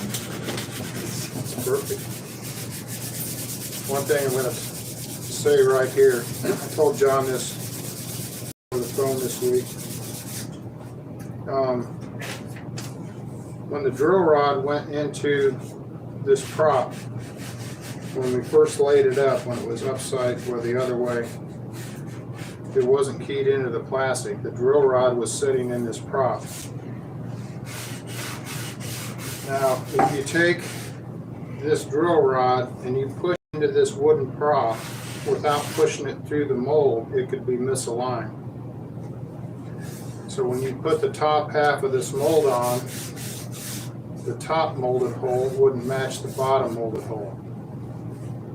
If the drill rod goes through the prop all the way into the bottom of this mold, you can guarantee the hole is concentric all the way through the bottom mold and the top. So you got to drive this, on this second half of the mold, you have to drive this drill rod pin into the base of the mold. Okay, now what are you gonna do to set the skew, you know, I mean, we got a center hole there, Right? so when you mold a prop and you put your second half on there, what are you gonna use to key it? That little bump, Okay. Well, that little bump will help, I mean, that's one. no, not that one, the big one there, right there. You can't only put it on but one way. Okay, here's what But normally they'll put like a little cone Okay, But here's what happens with this. Basically, John had a great question. What's going to key the top to the bottom? Now, if you're doing like a fuselage plug or something, you put like little cones, and the cones basically key the top to the bottom. In a prop mold, you don't need that because with this draft angle right here, that is your cone. The only thing you have to remember when you put the top of this, let's just pretend this is the top of the mold. I don't know if you can see or not. When you take this drill rod is in there, you lay up the prop with carbon. You take the top mold and you go over the top of the drill rod. The reason why we put a hole in this drill rod is so you can get this T-handle in and out. Because if you lay up the prop with this in it, if there's anything protruding here, you can't get this over the top. When you lay up the carbon, you have to have this drill rod in this mold to go around the pin. the drill rod. form your Right. hole. So by having this come out of it right here, and you countersink the edge, it allows you to remove it. So then the top of this mold goes over the top of this drill rod, and by hand, with hand pressure, you lower it down. When you lower the top mold down to the bottom mold, the draft angle is what keys it. So before you separate the top half from the bottom half, once you pour this, you'll take X-Acto, the straight edge, you scribe lines right here. So before you start laying up the prop, you always have those lines facing you. That's me personally. So I can see the lines, and when I grab the top, wherever it is, I make sure that I find the side with the lines on it so it goes back just the way it was molded. There's different angles, it's off a little bit, it's not CNC machined. So if you take this thing and you go in a different direction, it's going to bind up. Could break it. Break it, correct. So you got to make sure that the lines, the orientation, the clock orientation lines up the way you molded it. Once the prop is cured, then you insert this T-handle, and you twist and you pull it out, and then you take plastic wedges and you tap them around the side, and the top usually comes off. Then you grab the carbon that's already sticking out that's hardened, and you go around there and you just pop the whole thing out. Another thing, I'll just go over it today. It's what we did last weekend. This drill rod has been waxed. And you can't put PVA on the drill rod because it'll lock it in there. You might be able to get it out, but you're going to suffer trying to get it out. So I just wax it. And then what I do is I roll it with paper, because when I spray the PVA, I don't want to get PVA on this drill rod. So I'll just mask it off with some paper.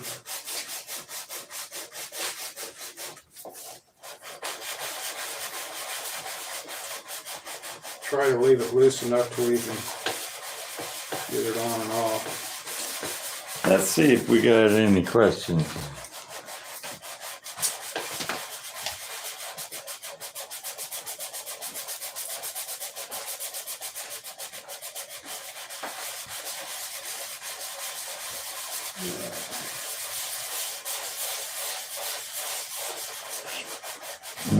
As far as your little Cobra, give it to a kid, give it to a kid.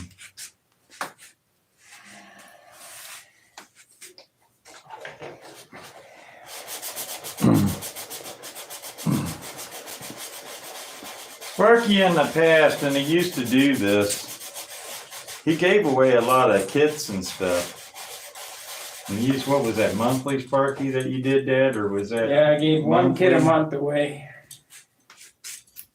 I never saw any of them built. Yeah, that's the problem. We had clubs that you know, everybody's trying to get membership and stuff like that. So we had some clubs here in Ohio that, you know, got their nonprofit organization status all lined up and everything. And they had the Boy Scouts and the New Marines and all these kids come out there, and they had thousands of kids. And they even gave away whole airplanes, whole complete systems, lines, handles, motors, fuel, you name it. The kid, all he had to do was go out and fly. Well, they disappeared and they never did get any kids back in it. And there were hundreds of kids. So just either, if the parents have to back the kids up, or it can't be done.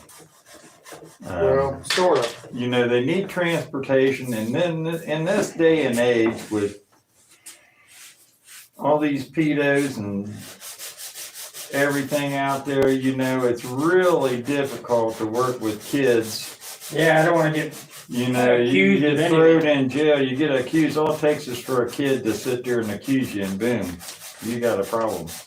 And when their parents are there, then it alleviates that problem.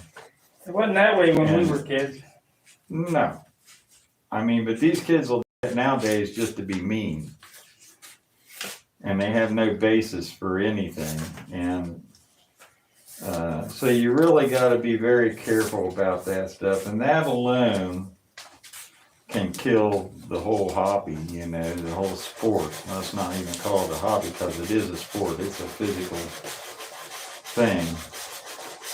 What kills the most is them not allowing us to fly in schoolyards. Yeah, that hurt a lot. And that's where I used to fly. I could fly two ways. I could use the ball diamond, or I could use the big giant parking lot. You know, so I had the best of both worlds. You know, fly over pavement and fly over grass. The ball diamonds were sort of hard on my Fox motors that I was running back in those days, because you land in that sandy dirt and stuff, and it flies all up in them. I go through an engine a month, you know. Yeah. I remember washing the sand out of my 049. Couldn't figure out why there wasn't any compression after a couple days. You're gonna find a missile mist through it.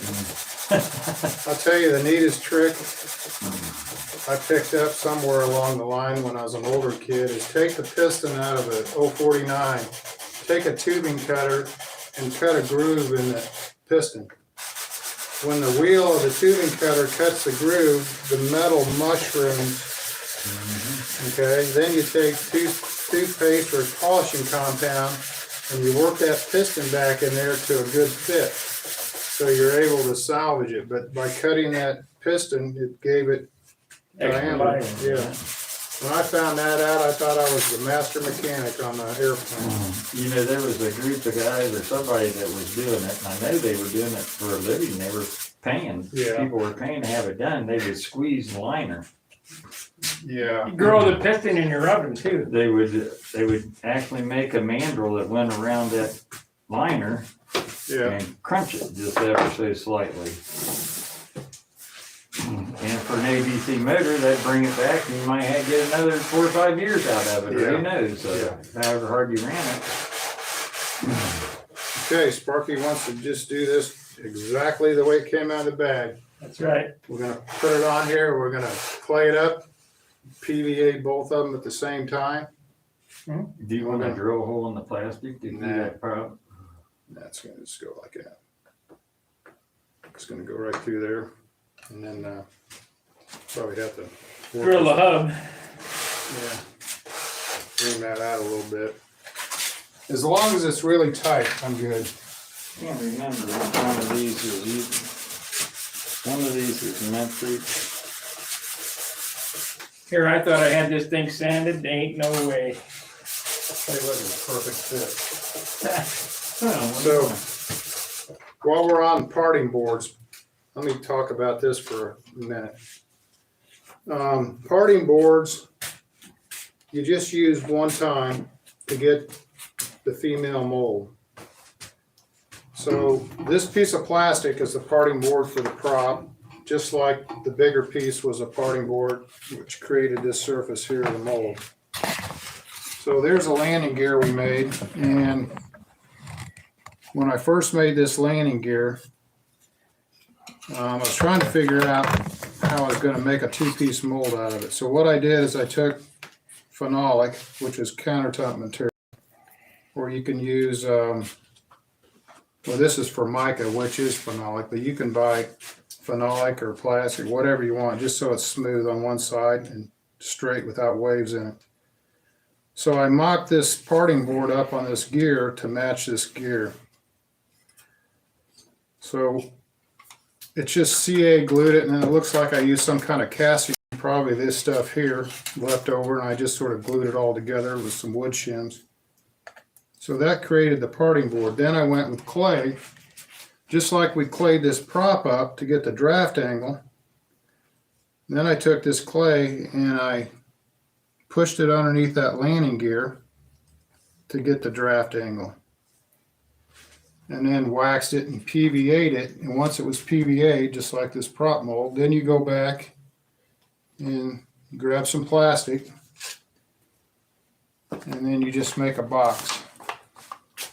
And what I did is, of course, this plastic would have to be taller because the gear is taller, but I just took C-clamps like this, and I probably just took 2 or 3 just on the side and clamped it. And then I took this casting resin right here, just like we made this last weekend, and poured it in there. So once this cast was finished, the sides came off. Just like you saw earlier, we cleaned the clay out. So this came off, and we cleaned the clay out. All that clay that was underneath here. So then once you had the mold made, the female mold. Male. No, it's a female. Okay. Now we're going to make the male. So then you build the box back up this way, and then you, because this is a female, because it's the bottom has the indentation in it. So when you pour the top, now you're pouring the male part that sticks out. So the pour we do today on the top of this prop will be the male. So then you build the box back up, and then you pour it. Now, one of the things you do, once you make this landing gear mold right here, this side is going to be exposed, and it's going to be open. So the second pour is going to be like this. So you can't use this again. So you can build a box, and then when you block off the ends, you got to come in here and block it off right here again and come all the way up. So once the mold is done, this will be exposed. You take aluminum. Yeah, aluminum plates. So you lay up this toe, or you really lay it up this way. The top of this mold comes over and it stops right here, and you clamp it together. Then you go with aluminum pads, and then you clamp each side here, and you squeeze it this way to form this part of the mold. And if you go back on Sparky's Saturday at John's last winter, there was a video where we're laying this up.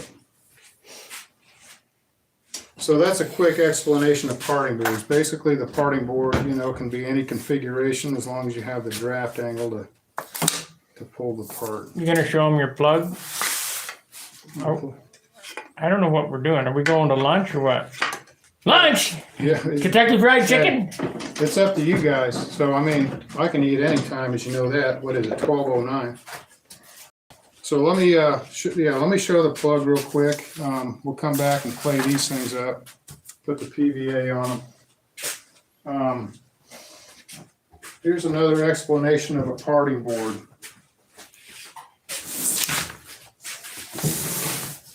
So I told Sparky, I said, this is a precursor to the thing I want to do. I want to do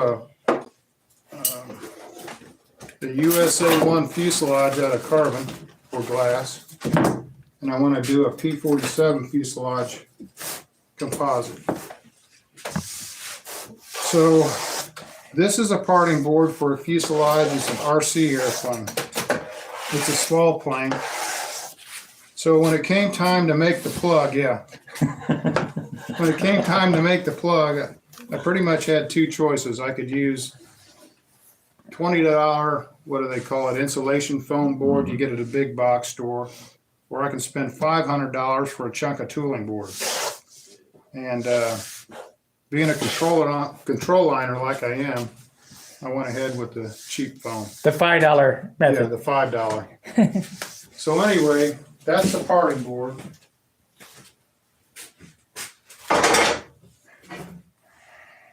Now, this started out as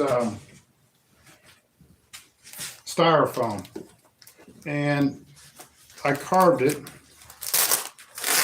to match the fuselage, and it was just basically by eyeball. I mean, I sketched out on paper with a magic marker. I thought that looks good.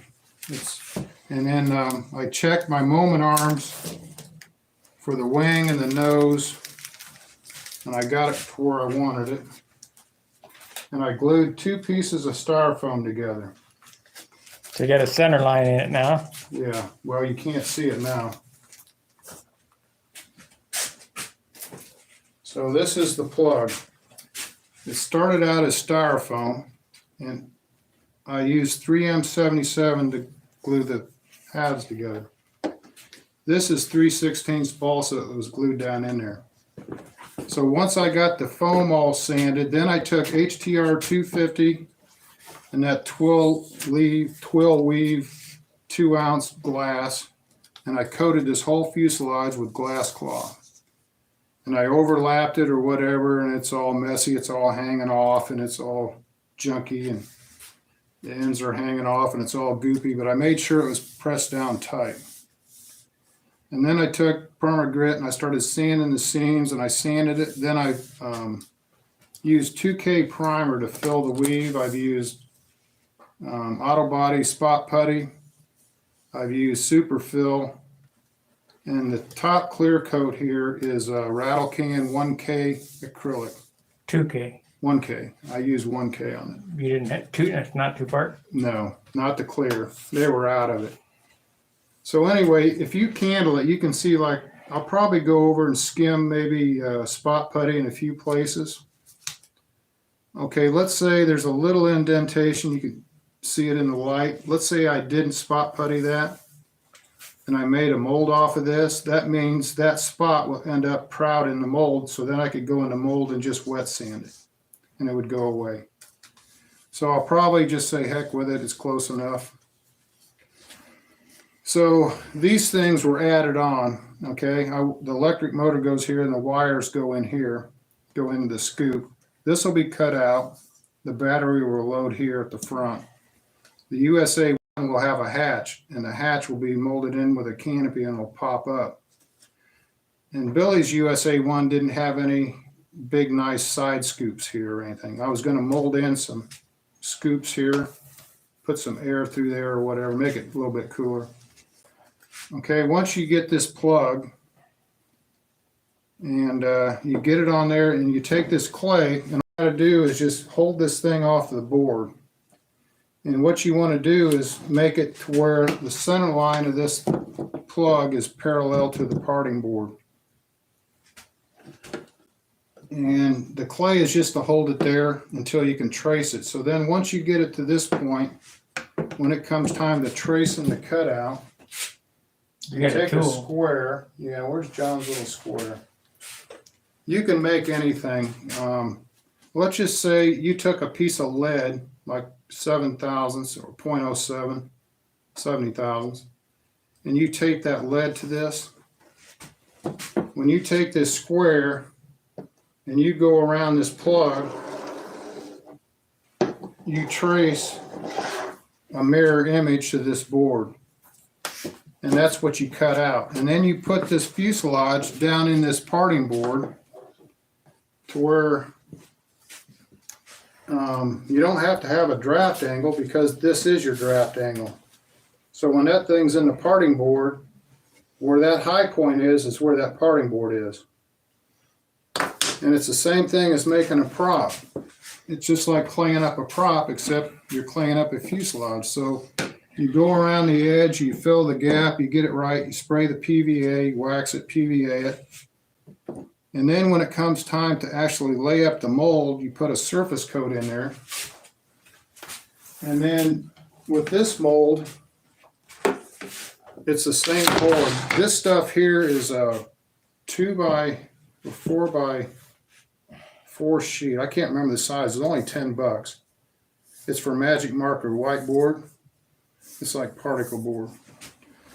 So then what I'm going to do is I'm going to go around with the sides, just like we did with the prop. You build up the sides.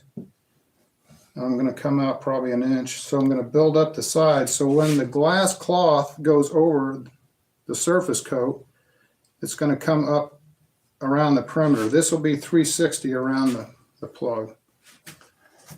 And this will just be like this or whatever. It doesn't have to be perfect. Just go around it. And you can even sort of bend it like this. So you're going to clay it, glue it, you know, put blocks here, whatever you got to do to hold this 90 degrees.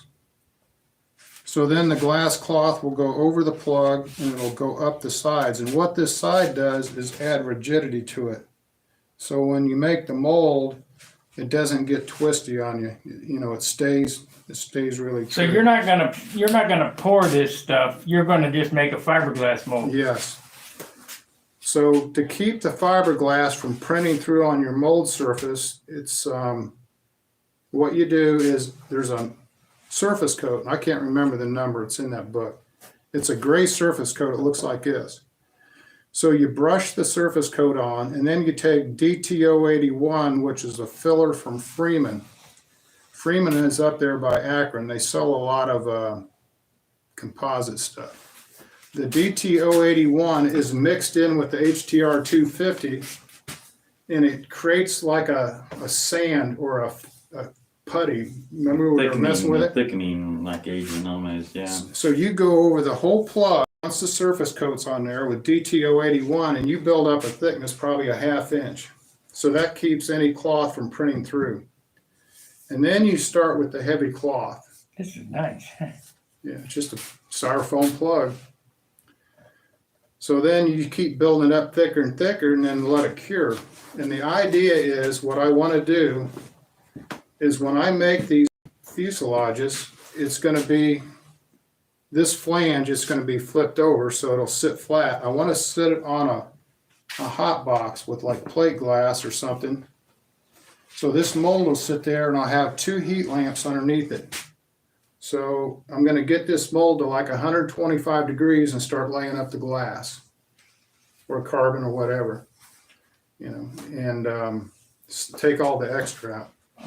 But this is just a cheap way. It takes work, just like Sparky, sands and sands. So that's basically what I did with this. Just if you want to know how to make this plug, watch one of 1,000 videos Sparky's got on sanding. I'll tell you everything you need to know about making a plug. Let me see it. It's just sanding. I want you to look at the finish on this. This is sanded. Yeah. But the beauty about a plug, you don't have to worry about weight. Yeah. Yeah, but you want to make it, whatever you make that, But it's light. you make It's not that bad. is however good your mold's going to come out. If it was hollow, you could use that. Yeah, that's what I told you. Because when I was laying that 2-ounce cloth on this, I told Sparky, I said, man, this thing. Here's how you fix this. You drill a hole back here and you drill a hole right here. Yeah. You get a funnel and Pour pour gas. gasoline in there Yeah. and it'll run out the bottom. And the beauty about composites, you can change things. I mean, when I start making fuselages, if it's too heavy where I lighten the glass, and let's say I need more strength where the landing gear goes, Right. well, then I just put another layer right here, or the nose, or I use maybe 2 ounce here, and then when I come back here, it could be 1.5 ounces. So this thing here, it's got a flat spot, and there's going to be a carbon gear. I got to figure out what prop it's going to have, but the carbon gear is going to have an arch. It's going to be rounded like that. So it's going to be really narrow and thin and wispy, small. And the rudder sort of continues on and it comes back like this. At the bottom of the rudder, I'm going to put a little tail wheel, so the actual tail wheel will be on the rudder, so there won't be any rigmarole and all the other stuff they have for tail wheels. It'll be right on the rudder. And the wing is symmetrical. It almost looks like a, like a Nober airfoil. So it's sort of like a stick, but with a lot of cosmetic to it. But I thought I'd bring it because if you can do a prop, you can do a gear. If you can do a gear, you can do a fuselage. It's just it's all sandy. And so if you have the skills to sand or cut stuff out, that's all you need. You don't need a CNC machine, although I'd love to have one. But you can take styrofoam and fiberglass with what we've got here. They've been making molds like that for years. Fiberglass fuselage for RC pattern airplanes, Tipo, and all those were made in fiberglass molds. They made up 4 or 5 molds, and they would do 4 or 5 fuselages at a time, or like 10 half fuselages. He had a ton of them, and then they get them laid up, and they get to like a tacky state, and then they put a little joiner piece in there, and they had a balloon that went down in there, and that little joiner stick would sort of stick up and bridge the gap. Could you see what the animations were doing? Whatever they're doing is probably pretty cool. Years ago, they were building those RC fuselages. I thought maybe you saw that. And they blow that balloon up inside, and they take that little overlap and make it touch. And you just make those balloons out of a plastic trash bin. There's a type of a trash bag that you can get. You can vacuum bag the inside of a mold too. Do you know that? Oh yeah. By running the tube through. One of the things I saw a guy did a fuselage. It was like a glider fuselage. The problem is when you run the glass up this half the mold and you run the glass off this half the mold, when you put the mold together, there's no way of knowing where that glass is going to be. Right, on one side you cut flush, and the other side you just sort of lay it in a little bit so it doesn't catch when you. But here's the trick. Here's the trick. So let's just say this is a female mold, and the glass comes proud of the mold, right? Just like John was saying. The top mold, it comes flush with the edge. So what he did is the glass comes up to keep it from flopping over this way. He took string, a thread. He had nails all the way down this box. So he took that glass and he folded it over just a little bit, and he took the thread and he wrapped it from one side of the mold to hold that glass in. Then he had his bladder in there, right? So then he closed the mold, and then he just pulled the string out. The bladder inflated and pushed that flange back against the top. But that thread is what held that cloth from, from. So you got to mold the top first and let it dry, and then mold the bottom. Yeah, you can do that. Yeah. Yeah. I mean, there's more than one way to skin a cat. The guys say that you don't really have to do that. I've seen them do it both ways. But, but can you imagine if this was that fuse? Sure. Or a USA 1? We'd be laying them babies up. Now, here isn't rocket science, that's for sure. Here's the thing. Let's say you do a fuselage. Okay, let's just say this was a USA 1. I'd make the canopy part of this. Okay. So I carved the canopy into the plug. It's just like this. It's primer, it's gray, it's foam, or whatever. So then once I make the fuselage, I make one of these fiberglass fuselages. Then I take it and I take more fiberglass, PVA, surface coat, and fiberglass, and I glass over where that canopy goes, right? Once it's dry, I peel that off, I turn it upside down, and then I pour the casting resin in it. Now you got a thing that you can mold with. Now I've got a plug. Right. So when I make a canopy off of that plug that I just molded from this, the canopy fits It fits exactly. perfect. Exactly. So The canopy, the cowling, whatever Yeah. you happen to do that with. all right. So I was watching last week or a week before. Tryon had a really nice stab. He had his metal mold and he had his Rosel on his carbon fiber in the vacuum bag. He laid up this beautiful stab, all compressed tight. And then he said, "Are there any questions?" And everybody's just like, crickets. Nobody. I wasn't on. I was just watching. I wanted to ask questions, but I was half asleep. I don't know if they didn't have any questions or, but like Bob Hunt said, I mean, people don't want to get out of the balsa slab side fuselages. I mean, They're inherently lazy. That's what I say. I'm sorry, guys, but everybody's We're gonna lazy. do That's why some arcs stunners and this- arcs and all Yeah. that stuff are so popular. Is Yeah. because they don't have to do the work. yeah, We're gonna do some 90% stunners this year. 90% of the people would not go in to build that airplane right there just because of the complexity of it. right.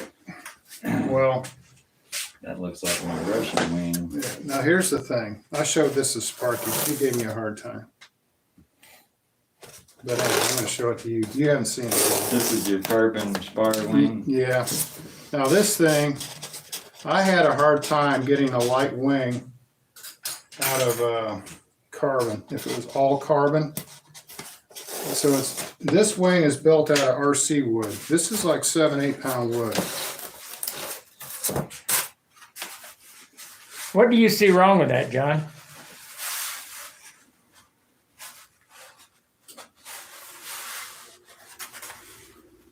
It's a big one too. Yeah, it's basically the same wing that's in there. That's a USA 1 wing. Yeah. That's our wing in a way. As a matter of fact, it is our wing because I told you how to do it, right? Well, you brought, the plans over and we eyeballed it and went over it. And I did this on this YouTube channel I got. I did it pretty much except for hollowing it. So What do anyway, I see wrong with it? Yeah, Actually, it's more than serviceable. yeah. what Sparky didn't like about it, he thought that these ribs, and they probably could be, they needed to be opened up, come out here. Yep, Well, yeah, this right here, that's no you good. need to be But here. it's still stiff enough. The only And thing, these a little bit closer together. yeah, And these just widened a little bit. but if you twist it, I mean, it's still a triangular. yeah. So obviously, well, it's not obvious. It was a foam core. I split the core leading edge from the back 2/3. I made a vertical grain a vertical grain balsa spar, and I inset that, tack glued it inside the cores. And then I laid the carbon toe, 320K HTR 250 right down the center. And then it was sunk in, so then I capped that with more balsa wood. So the carbon doesn't come to the top of the foam, balsa does, but the carbon's down in there. So the carbon was molded onto the spar while it was in the wing. Once that was finished, then I vacuum bagged. Well, first I glued the leading edge on and the trailing edge. Then I vacuum bagged the sheeting down here. All this is vacuum bagged down with HDR 250.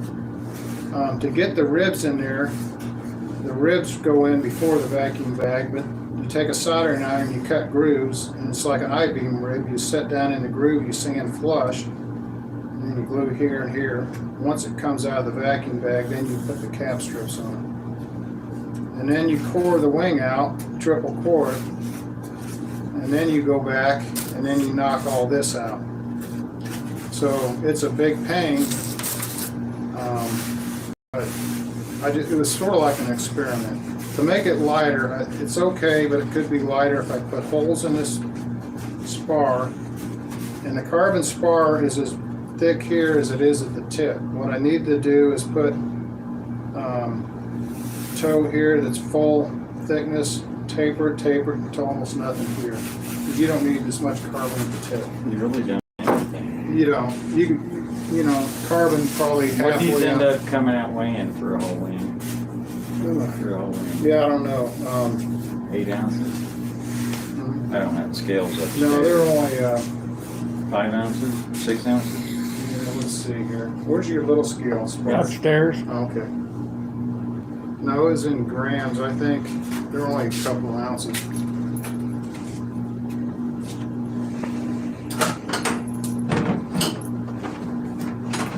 Let's see if my batteries are good. This wing right here in that state weighed 4 ounces. With 2 ounces a pound. Okay, so you're saying your wing in the state mine are at Right. Weighed 4 ounces total. total? 2 ounces per pound. This weighs 3 ounces. So it's 6 ounces. Let me see what we got. See how close this little cheap thing is to his high-end scale. Grams, ounces. Weigh that one that John's holding. I'm gonna do both of them. Yeah, 6 ounces. 48 pounds. 6 ounces. So a little postal scale, Yeah, pretty good. pretty accurate. Little dope scale. Yeah, that's what everybody used it for years ago. So anyway, that's just a quick show and tell on this stuff. Nice wing, as it's nice. It won't fail. It won't break if it's far. No, it'll break somewhere else. There's always a place that it will break. Oh yeah, into 1,000 little pieces, but that spar will be intact. But you got to remember now, this wing is built with 8-9 pound wood. It's not contest wood It actually weighs pretty good for that. for that. So Well, you got your ribs yeah, tapered down to 3/16 a light quarter, 3/16 of an inch. Cap strips are only, Yeah. they're 3/16 of an inch or maybe even a little less. yeah. And you cord out all the foam to 1/4 of an inch. So the takeaway is you could walk in a hobby shop and buy 8 or 9 pound wood and still make a, maybe not the The lightest. nicest part about that whole thing is the trailing edge. Is you got the foam in there that you don't have to cut little pieces of 1/16 inch wood Yeah, with vertical grain and sand them in there and everything in Yeah. between each bay. It's already done for you with the foam being left in there. and there is, I did put a little bit of carbon toe, like out of 6K cloth. I pulled the toe out underneath the balsa. I vacuum bag carbon underneath it for the trailing edge.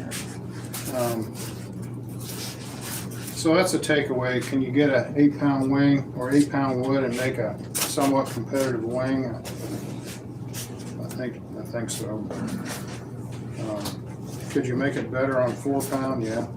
You gotta leave more out. Yeah. Can't go by Moore's law. So we'll see how it comes together. Another Yeah, 5 if years. a little is good, it's a lot better, and too much is just right, and you can't sort of use that principle. Well, this ain't the Windy School of Building. Yeah.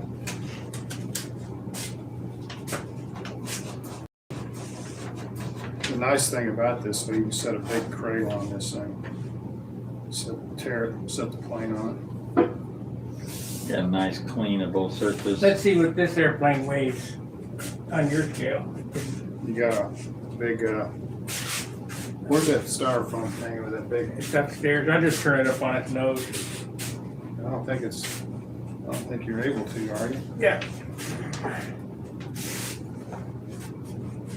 Maybe. Go easy. I'll let John verify the readout.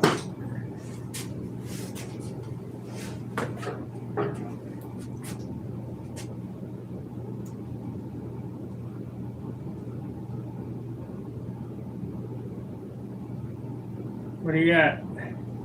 61. 61 something.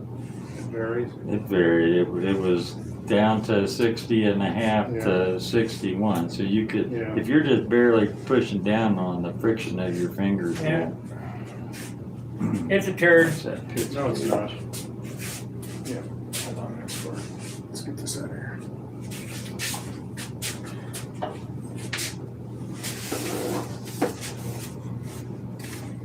El Turdo.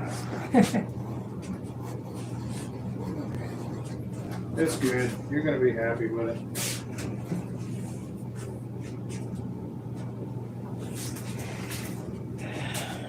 Oh, Billy was like a magician, wasn't he? Never seen a guy like him before. I mean, they're all magicians. All those top guys were Walker, Fitzgerald, Orwich, but I'll tell you what, they were pulling rabbits out of hats as far as I'm concerned. How in the heck did they come up with that kind of weight? Well, Bob McDonald and his dad and all them guys are all in part of the Strathmore clubs, and all of them that developed I-beams, and you know, they were using their heads back then. They, even though they had really good quality wood, they were still thinking Yeah. about how to make it lighter and stronger and better. And Yeah.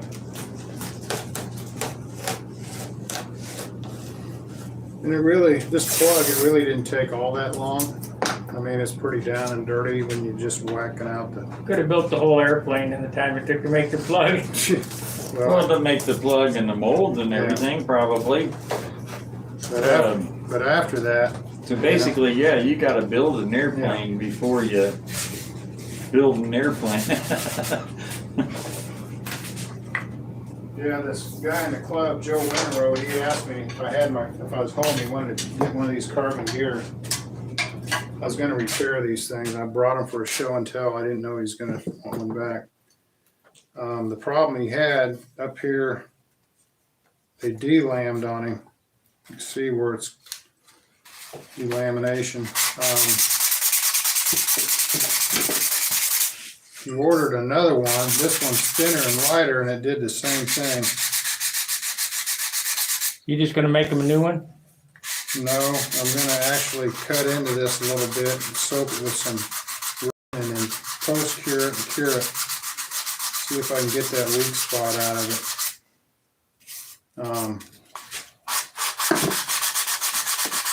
Yeah, he texted me when I was working on that product.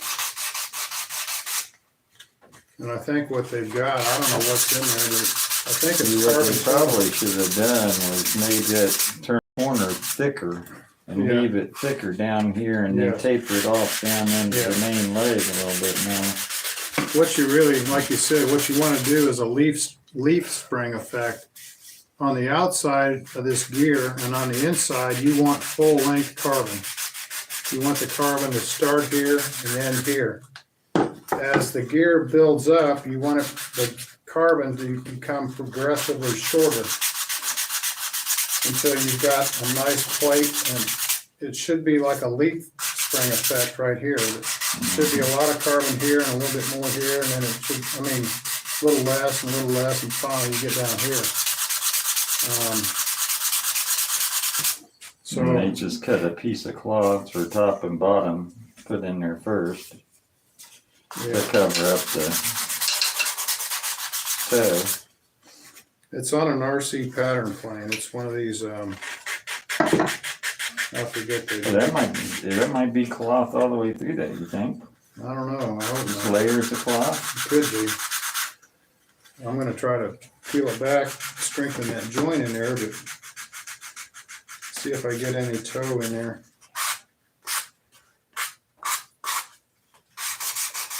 The cloth is nice because you can't get any splitting or anything of that because the cloth. Toe would be stronger, wouldn't it? Yeah. Yeah, toe would be stronger. The cloth looks neat because of the weave, but the other thing is, like John said, especially down here where you drill holes and put an axle, you know, you don't want it splitting out. Should have been molded in some holes. Yeah. What Billy Werwig wanted to do on this gear, he wanted to mold in aluminum roofing nail. So you stick the aluminum roofing nail in the mold, you mold it in there. The plate that goes on the end has a hole in it, and the aluminum axle sticks out. So basically, you just mold the nail. That's right into it. That your nail's your axle. Yes. So, what do you guys want to Don't ever land her up. Yeah.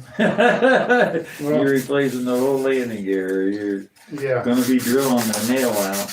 Well, just think of it this way. At least you don't have to buy another one. You just have to make another one. Yeah. It's already paid for. All you gotta do is. The beauty of this whole composite stuff is though, is if you see something, a prop, a gear or whatever, you can come down here, a couple days, carve out another master and change it. You have control of your own destiny. You're not waiting for a hobby shop to make it for you or order it for you. You're not waiting for slow boat from Timbuktu to get here. They used to call that sweat equity. Yeah, put a little Yeah. sweat equity into your stuff and you can do anything. Yeah. This is what an airplane should weigh. Yeah, that's nice. Is this what you glued your fingers to? Yeah. That's nice. So what'd you do? Put paper in there and then cap it or what? No. This is why I made these out of wood, was because that manila envelope was way too heavy. Yeah. I made it out of manila envelope first, Yeah, I know that. and I got to weighing it. You know, God, it's heavy. So I said, well, we'll make it out of wood, see what happens. So how does this thing sit? Is this the headrest right Yeah. here? Yeah. That's, It glues to the back of this Yeah. and to the floor. that's cool. That's neat. Well, yeah, that's nice. Now see, this is one reason right now. You cut a stab out and you cut the center section, you're taking that 4-pound wood and you're going to the trash with it. This is the reason right here. You never throw anything in the trash. So you never know. You always need that little scrap. I save them. I try to mark them too, what they got cut out of, and I don't always do that. But Yeah. for the most part, Yeah. if it's 10-pound wood, it goes in the trash Yeah. can. But if it's 4-pound wood, it goes in the scrap box. Yeah. And I'll go over there and hunt. They always seem to never have the right size piece, you know. But Yeah. This has got every now and Z-Box then on you it. find it. Wow.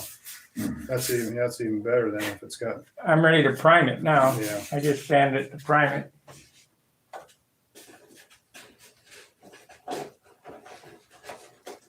Get in there.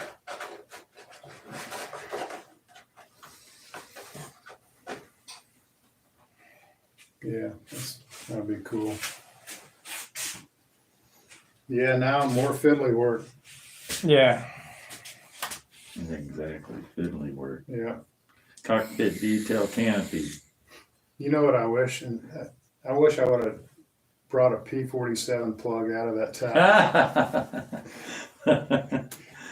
What do you think Sparky would have done? If I pulled Well, hurry up and get after it and make it slide.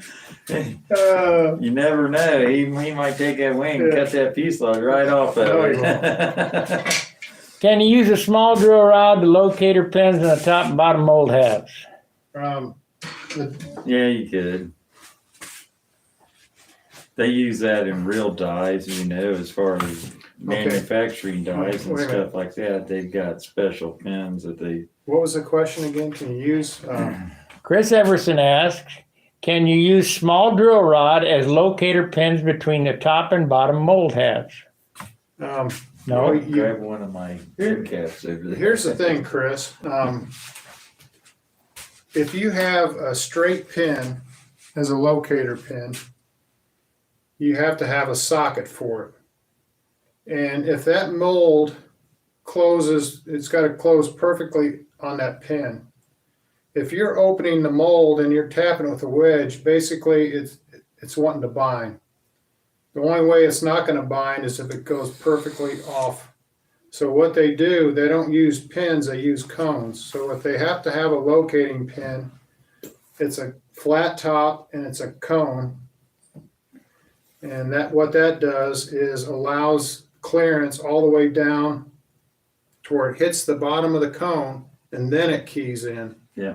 And then if the mold comes apart and it's rocking a little bit because you're trying to pull it, then it's coming off the cone. So if it's a perfect in and out, like a plastic injection molding machine with a pin, it can be straight, but it's all on hydraulic ram and everything's precise. With a mold, when you clamp it, it might go a little one way or the other when you release it, or so I'd go with the cones. But what I told John, when you make this plug or that you make this mold, you put a draft angle with clay around this blade.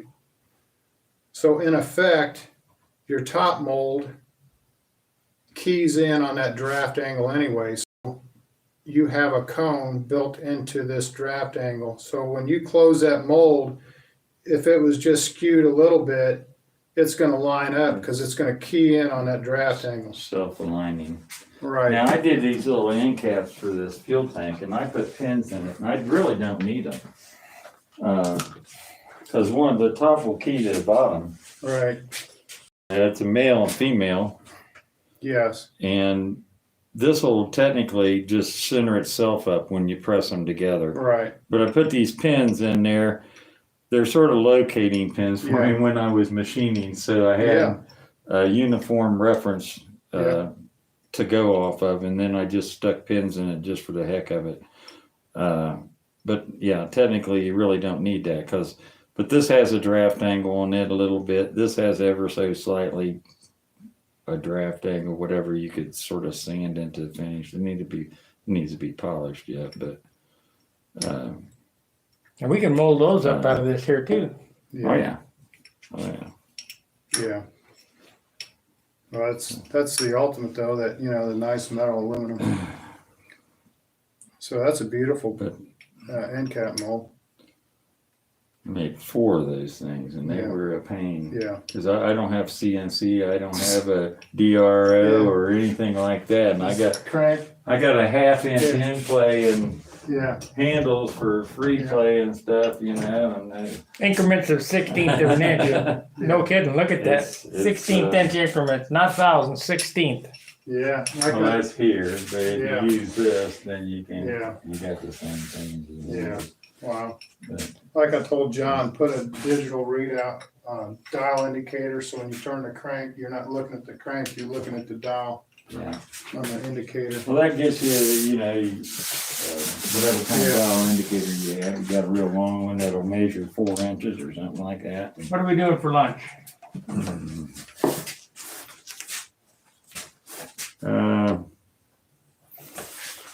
I don't know. Dan said something about chicken. There's a famous Famous anus? famous recipe. We went to Famous Recipe one day. Remember that? No.